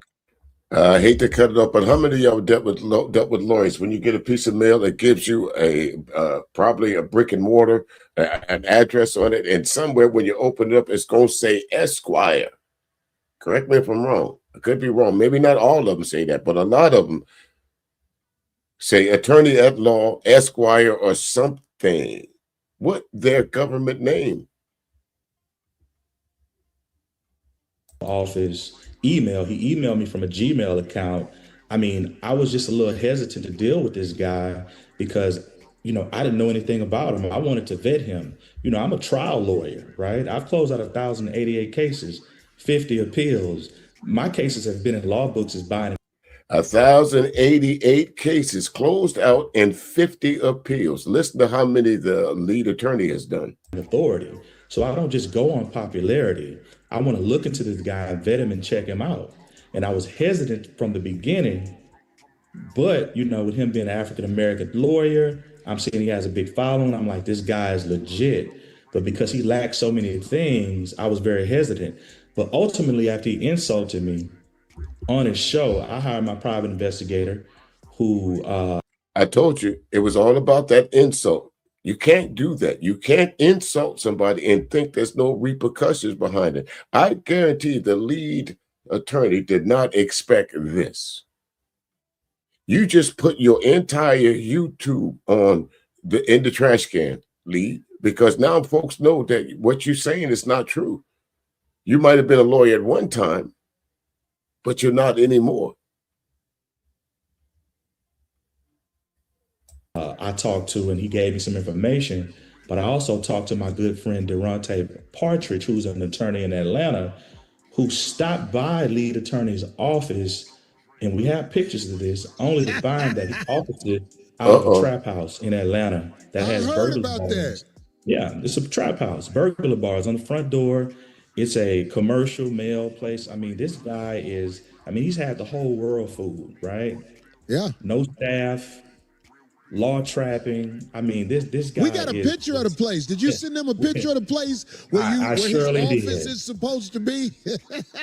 I surely did. That would be slide. That would be slide 15 for the engineer. You got the because it's just like, I understand they're after me. They want me to look bad, and I'm just saying it's like, okay, but this guy lied. This man is chasing damn boy. Put him on full mask. I'm clear to talk. Right. What about it? I will break that entire story down. So when he reached out to me, I said, hey, I need to speak to Corey first to see if I'm clear to speak about this. I ultimately learned that he had been on your show. You talked to him. You guys were good friends. I'm like, oh, okay. And he's telling me that, hey, I want to support Corey. Oh, I'm clear for that. You're a good guy. You've been on the show, et cetera, et cetera. Corey's a very busy man. I'm a very busy man. You have to go through the ranks to get to Corey sometimes. So no, Corey did not clear me to talk to him. But at the same time, this guy's saying that he's a friendly guy, and he's saying he's here to support Corey. And I know what to say on a lawyer's show and what not to say. And anything I'm going to say is just going to help Corey. So I didn't think it was a big deal. But this guy, he took that to say that I did something unethical. Unethical would be I settled Corey's case without his permission. I filed a lawsuit without running it by Corey. We're talking about a news interview, right? Lawyers get on the news at the drop of a dime every freaking day. It's not a big deal. And that was my problem, folks. I was wondering why the lead attorney made a big deal of that, because that happens every day. Lawyers give interviews every day about the status of their client, the health of their client, how the particular lawyers think that the defense, all that. Lawyers do that every day. That is not, as they say, lawyer-client privilege. That's just the news, especially if it's a high-profile thing. The lawyer should expect that the news is going to want to ask him questions, wouldn't you? But when you're dealing with this YouTube guy, he's going to take something small, right, just to get clicks, likes, comments, and subscribes. Yes. But at the end of the day, you know, this guy's engaging in the unauthorized practice of law, which is illegal. So for him to comment on me, I mean, I was just a little bit taken aback and surprised. Well, there is no right or wrong in this crooked YouTube game because the things that's being said about me, our position in society comes from actually practicing law and watch this, helping people. Helping people. I know who you are, Brother Derek. I can't believe you're around helping me, to be quite honest. I'm glad you're around. And I'll ask all the lead attorney folks, other than point you in the right direction, which you probably could get from Google, what has the lead attorney done for you? Helping me. And now they got a picture of this. This is a mailbox place where it's supposed to be his office. How much does he charge? How much does he pay a month for this office? $7.98. No he joke. got a mailbox for $7.98, perpetrating like he's. Listen, if you could read those signs that are up there, I encourage you to screenshot that and read those signs. This guy is fooling so many out of Trap House. That's right. I mean, come on, man. And folks, since I know what area the lead attorney is, it wouldn't be hard to find this place right here. It really would not. I wouldn't call it a trap house, but to the left of that is another house that's probably very similar to that, and to another house that's very similar to that. This, well, I won't say, but I can guarantee you this. This picture wasn't taken last week. You know why? Because the grass is green.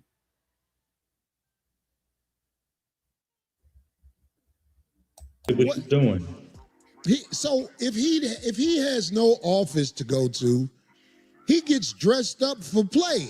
Uh-oh. Right. I mean, if you look at those law books, those things might be hollow. My books are real back here. Not all law books, but they are real. I don't know if that's a green screen. Every time I see his degree, I have to squint my eyes. Yeah. You know, this guy is, I mean. Was he able to operate? I mean, was he able to activate some type of law degree this week? No, I mean, I called the bar today and his license is inactive. I called because, see, I found it online that it was inactive, but then I saw some stuff that said it was active. So, you know, I don't want to say anything about somebody, unlike him, that I don't fully vet, which is why I call the state bar, talk to Ms. Rachel, who's a part of the state bar membership department, and said his license is inactive. And if you go to his website, he's giving divorce advice and charging people for it. So, and that's illegal, right? That's every lawyer knows that. Every lawyer knows that. That. Okay, and this is the guy. I just wanted to get to that part. But this is the guy that will tell you, yeah, I'm not going to charge you for advice as a lawyer, but I'm going to charge you. Now, you heard another lawyer telling you that's illegal. How many of y'all will still take advice from the lead attorney and pay him for it? I can Google some shit and give you advice on it. You ain't got to pay me nothing. Again, big shout out to Not for Humans. Appreciate the clip. Folks, the link is down in the description. You can either check out the 5150 show or you can check out Not for Humans and check out his clip on that. I used this one because it was kind of short and compact, like Candy Cane saying, you know, unbiased. So appreciate that, my man. Good job on that one. So let's get to the next one here, folks. Okay, last but not least, y'all know who we got to talk about. Anton Daniels and his My Side Piece, allegedly, because you got to use that word when you start talking about him. His side piece, allegedly. She did an interview recently. I started seeing it pop up yesterday. Some folks did some things on it today. I think Taz did something on it. Another young lady did something on it from one of the stand. She's making her YouTube rounds, trying to explain. But from what I saw, folks, it's not going very well for her. And at the first stream that I saw with this, everybody was saying that, I knew it was Platinum Elite. That was the first person I saw talking about this. But there was some folks in this chat room was talking more about the interviewer than they were talking about what the woman was focused on. So let's focus on the interviewer as well as the woman in both of this. And I'm going to show you, I think the interviewer did a bang up job. I think he held her feet to the fire, so much so that she told on her damn self. Let's go. I want to really drive it home. Has Anton ever flirted with you? Flirted with me as a sense of what? Just naturally, like we're sitting here, or because I'm gonna explain. Well, I don't want to. Flirting is flirting, naturally or not. I don't know how many of y'all already know this. I'm sure all of y'all know this, but this is a married woman flirting with you, natural or not. What you mean?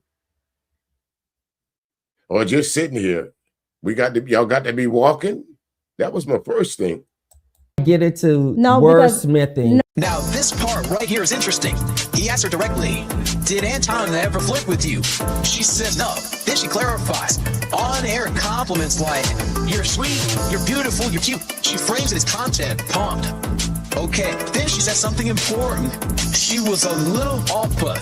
Now pause. There's something that you off-put. That means it registered. It landed. It wasn't neutral. But at the same time, she says it wasn't a problem. She didn't address it. She didn't set a boundary. She didn't correct it. So now we're in this gray area. It wasn't flirting, but it was off-put. But it wasn't serious enough to confront. So the question becomes, if you're married and something feels even slightly off-put publicly, shouldn't that automatically become a boundary moment? Not accusation, just alignment. Because off-put but not a problem is a very thin line in public business relationships. Let's keep watching. No, there's no wordsmithing. Okay. The reason why I'm asking. Because then I want to talk about some pictures too. No, yeah, Okay. I got you. But the reason why I'm asking is because there's two different things, right? So Anton I gotta does hear this. things for content, and then there's things that Anton would do if we're just sitting here. Okay. So if you're saying personally, if me and Anton was just sitting here, no. Okay. Now, if you're talking about for content, when we're doing the virtual rooms and things for the show. Before we get into this interview, I want y'all to watch closely. Not emotional, not gossip driven, but analytical. This isn't about picking sides. This isn't about dragging anybody. This is about consistency, body language, timing, and accountability.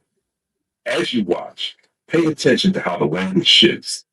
Notice when answers are direct and when they become vague. Listen for moments where something is explained clearly, and then moments where it gets clouded. Watch how the tone changes when certain topics come up.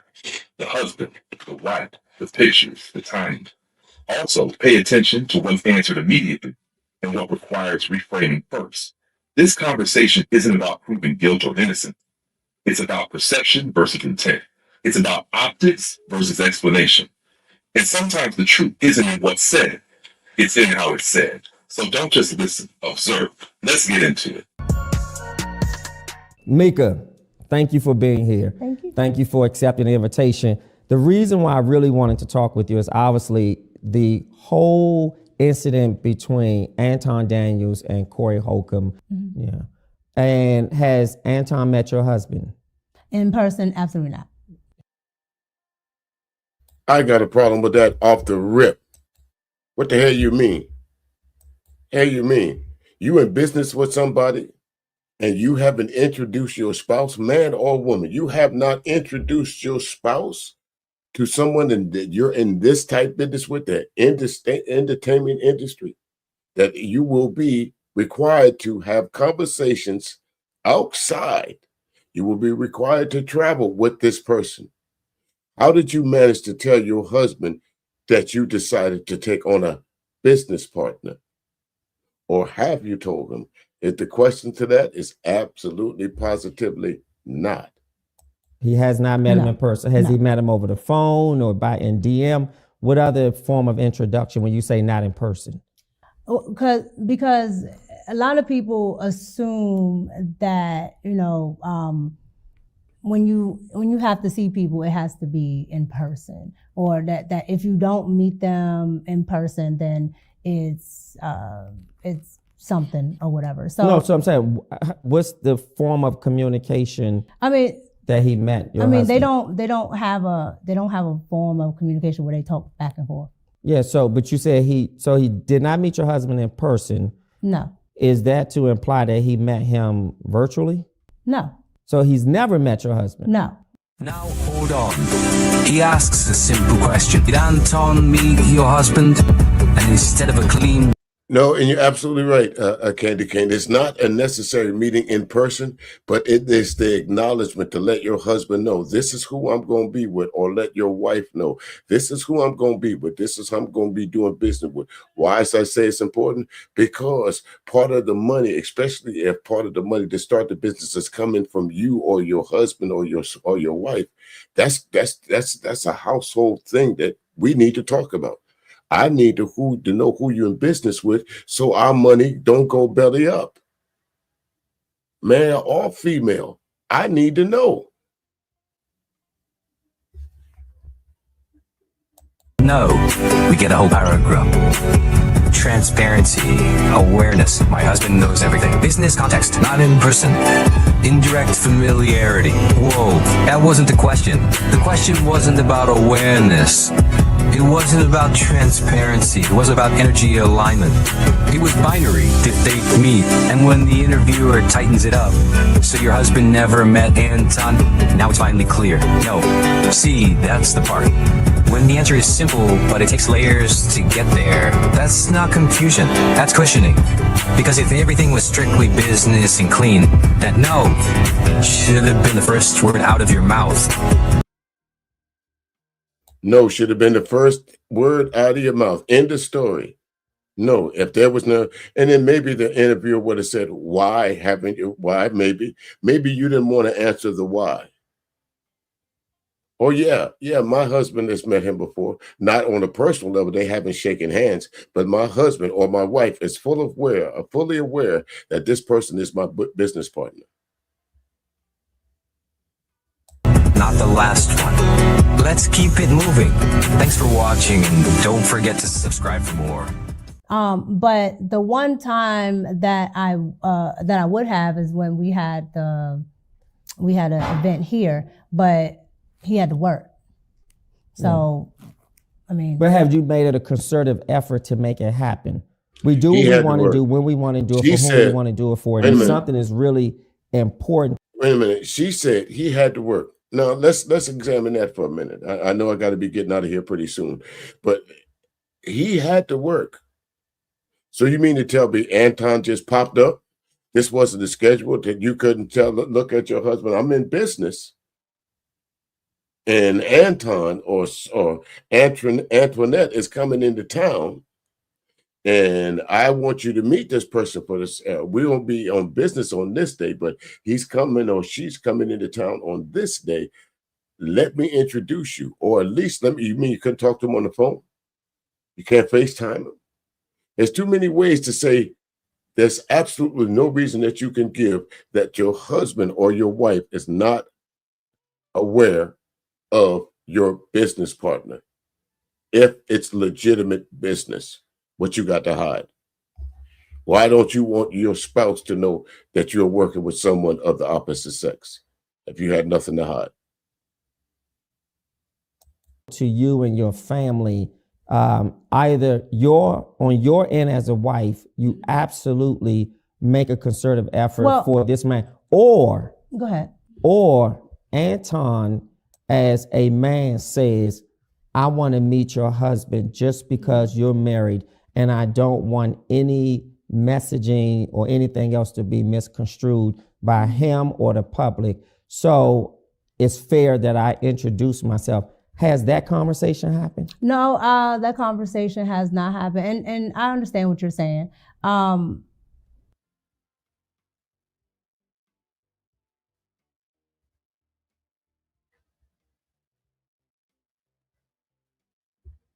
Uh-oh. I'm not sure what happened here. Did we freeze up? Content in my DM and said, isn't this your girl? Isn't this the young lady that was on a show you used to produce? I said, sure. And I thought about it. And then I made a decision we should talk. So thank you kindly for accepting it. many people know about you, but some people don't. And I think this is the opportunity to let people know who you are. So I know you from a conservative perspective. Yes. I know that you also have your own show, and you do much around politics. Yeah, to be quite honest with you folks, I went into the young lady's channel, and to be quite honest with you, she is a conservative. She has a different viewpoint on politics than I do. So to be quite honest with you, I'm not interested in her channel. Now, from what I understand, her channel has blown up recently because of this scandal and a few other things. But for the most part, Anton picked her at pretty much at random. And I think that's hard for her to get away from a small channel of being a content listener to Anton picking you out of the crowd. That's the question a lot of people want to ask. Why did he pick you? And why haven't you told your husband? Be a different story, ma'am, if you were single. It would really not our business. But in this case, you present yourself as something that you're really not. And Anton is presenting himself as something that he's really not. That's why people are interested in whether you two are knocking boots. That's the only reason it's somebody else's business now, because of the persona that you two put out. And you're obviously an aficionado of President Trump. So let's begin to tell people about who you are, and more specifically, your role as a conservative. Okay, well, if you guys don't know, my name is Pop Culture Mika, or just Mika. All right, I am a conservative. I am a Trump supporter, voter, whatever you want to call it. That's what I am. However, my conservative views are not based on Donald Trump. My entire family has always been conservative. We've always had just those types of values. And then when it comes to me being an adult, just having the luxury of smaller government, or wanting smaller government, Yep. wanting, not to be taxed for every little thing, and just understanding how government actually works. It wasn't a thought for me to not be, Well, it's funny, Mika, because you did a stream on tariffs, and it was 100% wrong. Tariffs affect the American consumer. We pay the tariffs, but you led your folks to believe, now you can go and check for yourself, that Trump's tariffs was good for the economy. So isn't that double talk right there? Let's continue. liberal. Yeah, do you feel that mainstream media act Hyper aware of media optics, hyper aware of perception, hyper aware of narratives, and then act confused when imagery, proximity, and positioning create optics. You can't call yourself strategic, business-minded, politically sharp, and then act surprised when public perception does what public perception always does. That's not hate, that's math. When you live in media, optics are currency. And if you don't manage the optics will manage you. Let's keep watching. Right? So I tend to, because I'm a conservative, I vote Republican, but I am registered as a non-affiliate, because my whole thought process is, you want to make sure you listen to both sides, but in this day and age, liberalism has gone just far to the left. So there's no way I would, And again, you're absolutely right there, HT Ball One. Again, go over to her stream yourself and listen to some of her political talking points. It's just a bunch of rambling. It does not make sense. What you're hearing now with her speak about her political points is what you'll hear over there on her channel. I'm not telling you not go and subscribe, but go see for yourself. If you want to subscribe to her, that's on you. But I guarantee you, what you're hearing now, you will hear in each one of her streams as she's talking political. Oh, come on, y'all. Y'all know what I mean? You know what I'm saying? I'm a liberal, but then you talk bad about the Bush era.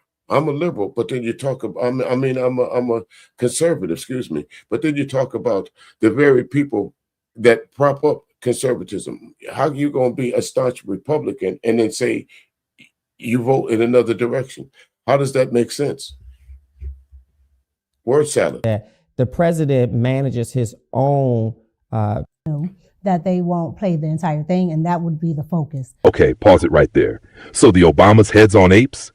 She says, well, I wouldn't have take in and look and things like that. And I know that the mainstream media doesn't allow for nuance. I know it doesn't allow for certain variations. And I would know that they won't play the entire thing, and that would be the focus. Okay, pause it right there. Okay, let me pause it right there. So y'all heard this was her take again, like the angry man. This was her take on saying that what Trump did was not racist, that she know that the mainstream media would not play the entire thing. What else did you need to see, whether you saw 1 second of it or 30 seconds of it, or you watched the entire clip? How much did you need to see of that to convince that this was a racist trope retweeted by towards the Obamas, because Barack Obama lives free in Trump's head? What's hard about saying that? Call it for what it is. So the Obamas heads on apes? She says, well, I wouldn't have done it, but I understand the context. Context. See, this is where politics gets magical, because somehow an ape trope, one of the oldest racist tropes in Western history, just becomes misunderstood artistry. And notice the move. It's not racist. The media made it racist. So the imagery isn't the problem. The reaction is. That's like saying, I didn't light the match. The fire just misunderstood my intention. Okay. Positive truth here. If you have to explain why something isn't racist for 5 straight minutes, it probably wasn't neutral in the first place. Bottom line. Let's keep watching. Let's call a thing. Is Donald Trump, President Trump, a racist to you as a conservative Republican, Afro-Latino woman? Is President Trump a racist to you? No. Okay. By evidence of what that he isn't? By evidence of his track record.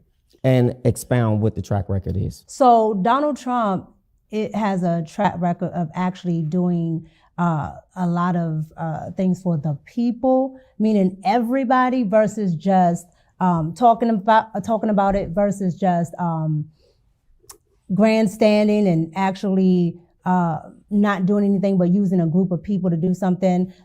Okay, folks, has she answered the question at all yet? I'll ask any, I'll ask any Trump supporter, what policies have Trump put in place, the few policies that have actually worked? Which one? But this is what you'll get when you go. I know y'all thought I was going to talk about her and Anton Daniels, but she calls herself a political commentator. This is what you get when you're going over there. Like when he says he's going to hire the best, and if it's a black person, it is because that person is the best, not because I just. Okay, the one black person that's in here, what's his name? When the last time you heard from him? The other black person that we talk about, it was in Trump cabinet, 2 black people. One of them was Ben Carson. What was he doing? Brain surgeon was at the head of HUD. What happened to Omarosa when her usefulness wore out? What happened to Tim Scott when his usefulness wore out? What happened to Byron Donalds when his usefulness as a black person wore out? What happened to your kinfolks, those Afro-Latinos that can't walk down the street no more, man? Puerto Ricans, El Salvadorians, all these different people that come from the Southern Hemisphere that are targets now. But you don't see that until it happens to you, miss. Want to have a figurehead that's just black or that's just Latino. That person is actually a qualified person. Is Patel Cash a figurehead? Because I think he's the only person of color in the Trump administration. It appears that the bulk of the Trump administration is predominantly white. No. So the other person would be the HUD secretary. He's also black. Yeah, who's invisible. No, he's not invisible. We don't hear about him. Well, the mainstream media doesn't promote it. That's not my. What is to promote about him? Did anybody know his name until just now? Did any of y'all could name me one thing that Scott Turner has talked about? What we're supposed to put in the news about? Did y'all know his name? Did y'all know it? Problem. That's not Trump's problem. That's the mainstream media's problem. No. Because the mainstream media also doesn't promote the fact that Joe Biden is a racist. And so is Kamala. Yeah. There we go. Now, when you mentioned earlier, and then we're There sort we of go. pivot from Trump. There we go. Back to Joe Biden, back to Kamala. Deflection. This is what you get from her channel, folks. We don't have to guess whether she's Anton Daniels' mistress because we know she is. Would you subscribe to this channel? Would you be checking for her if it not been for the scandal that Anton Daniels would been in? Would any of us know about her? Because I don't watch Anton Daniels. The only reason I'm talking about her is why? That Trump does something for all people. Yes. Give me an example of what all people, including Black Americans and people of color, Black and brown, have benefited from. What is it that he's done for all people that I and others have benefited from?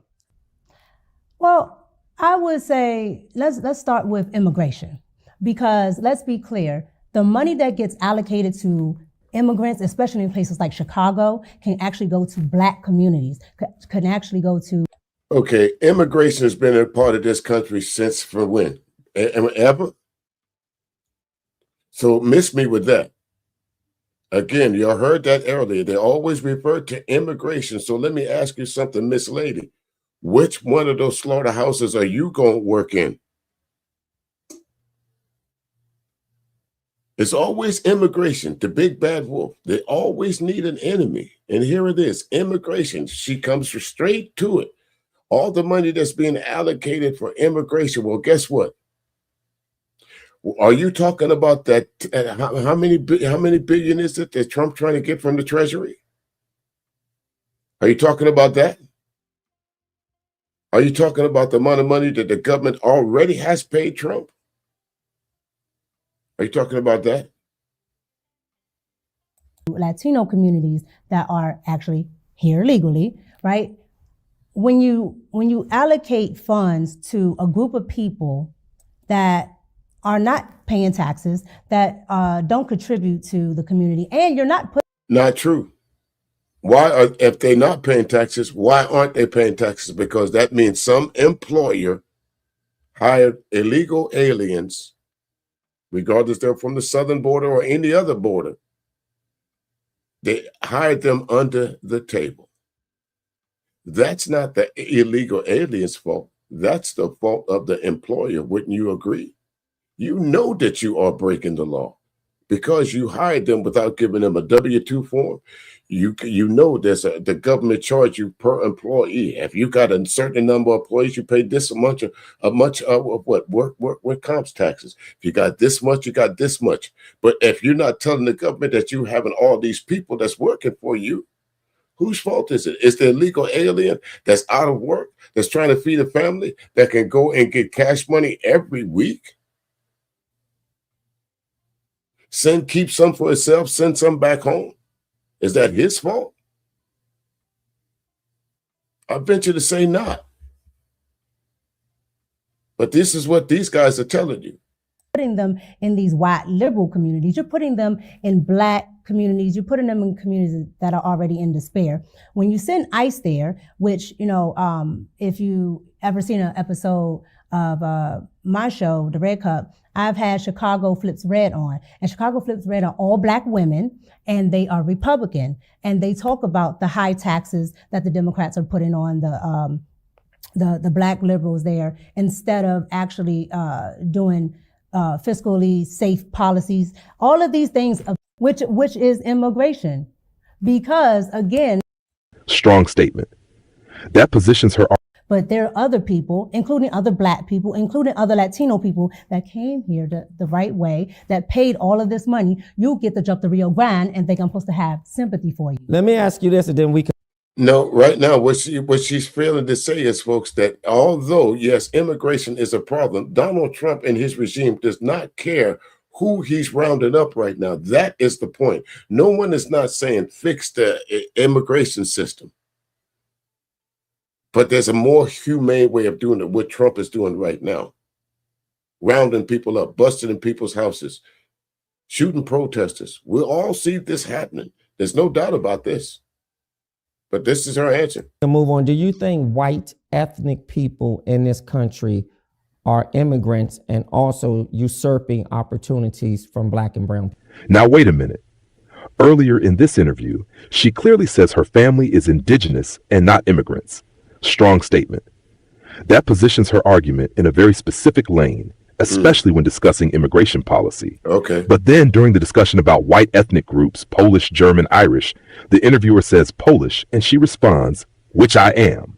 Okay, now we have to slow this down. Not emotionally, but logically. Are we talking about nationality, ethnicity, lineage, citizenship status? Because those are not the same thing. You can be American born and still descend from immigrants. You can identify as indigenous on one side and Polish on another. That's not unusual in America. But when you're making strong arguments about who belongs, who came the right way, and who is not from here, clarity matters. And that's the bottom part of it. And this is what these folks are doing. All these folks that call themselves tethers or ADOS or FBA, all that. Let me say something to you right now before we close out here. No matter how you walk down the street, folks are going to definitely know who you are because of the color of your skin. They're not going to ask you, are you a descendant of a slave? Or are you a foundational Black America? Now let's talk about foundational Black America for a minute.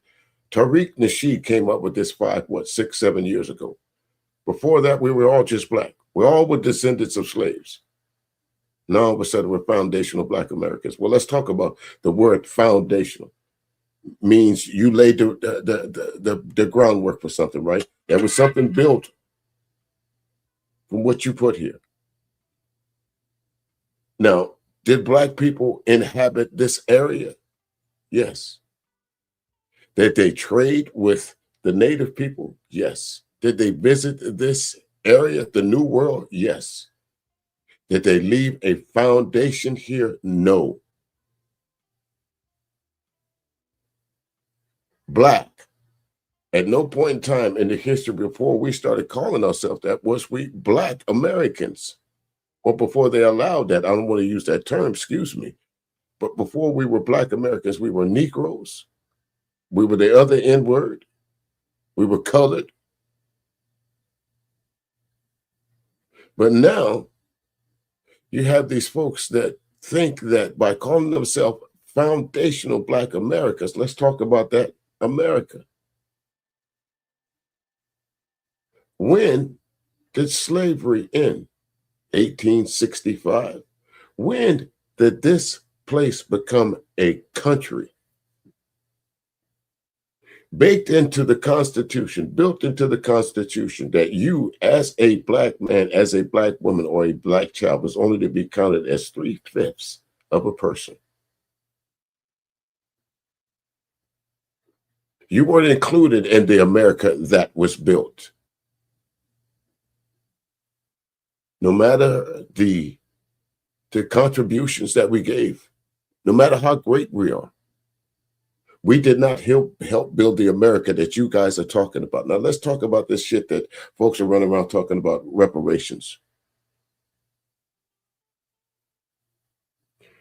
The Trump regime wants to spend $81 billion on immigration reform, either to put people out or to keep people out. $81 billion. Now I want you to ask yourself, how many Black Americans are there in this country?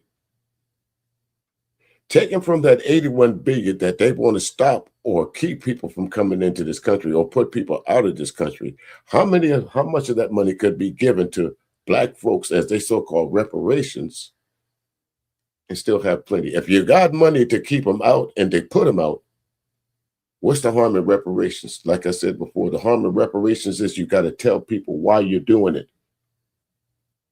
what you broke, what you paying to repair it for. And that's the problem. That's why the United States of America will never give Black people reparations. They got to say, I'm sorry, and they're not. Have a good night, folks.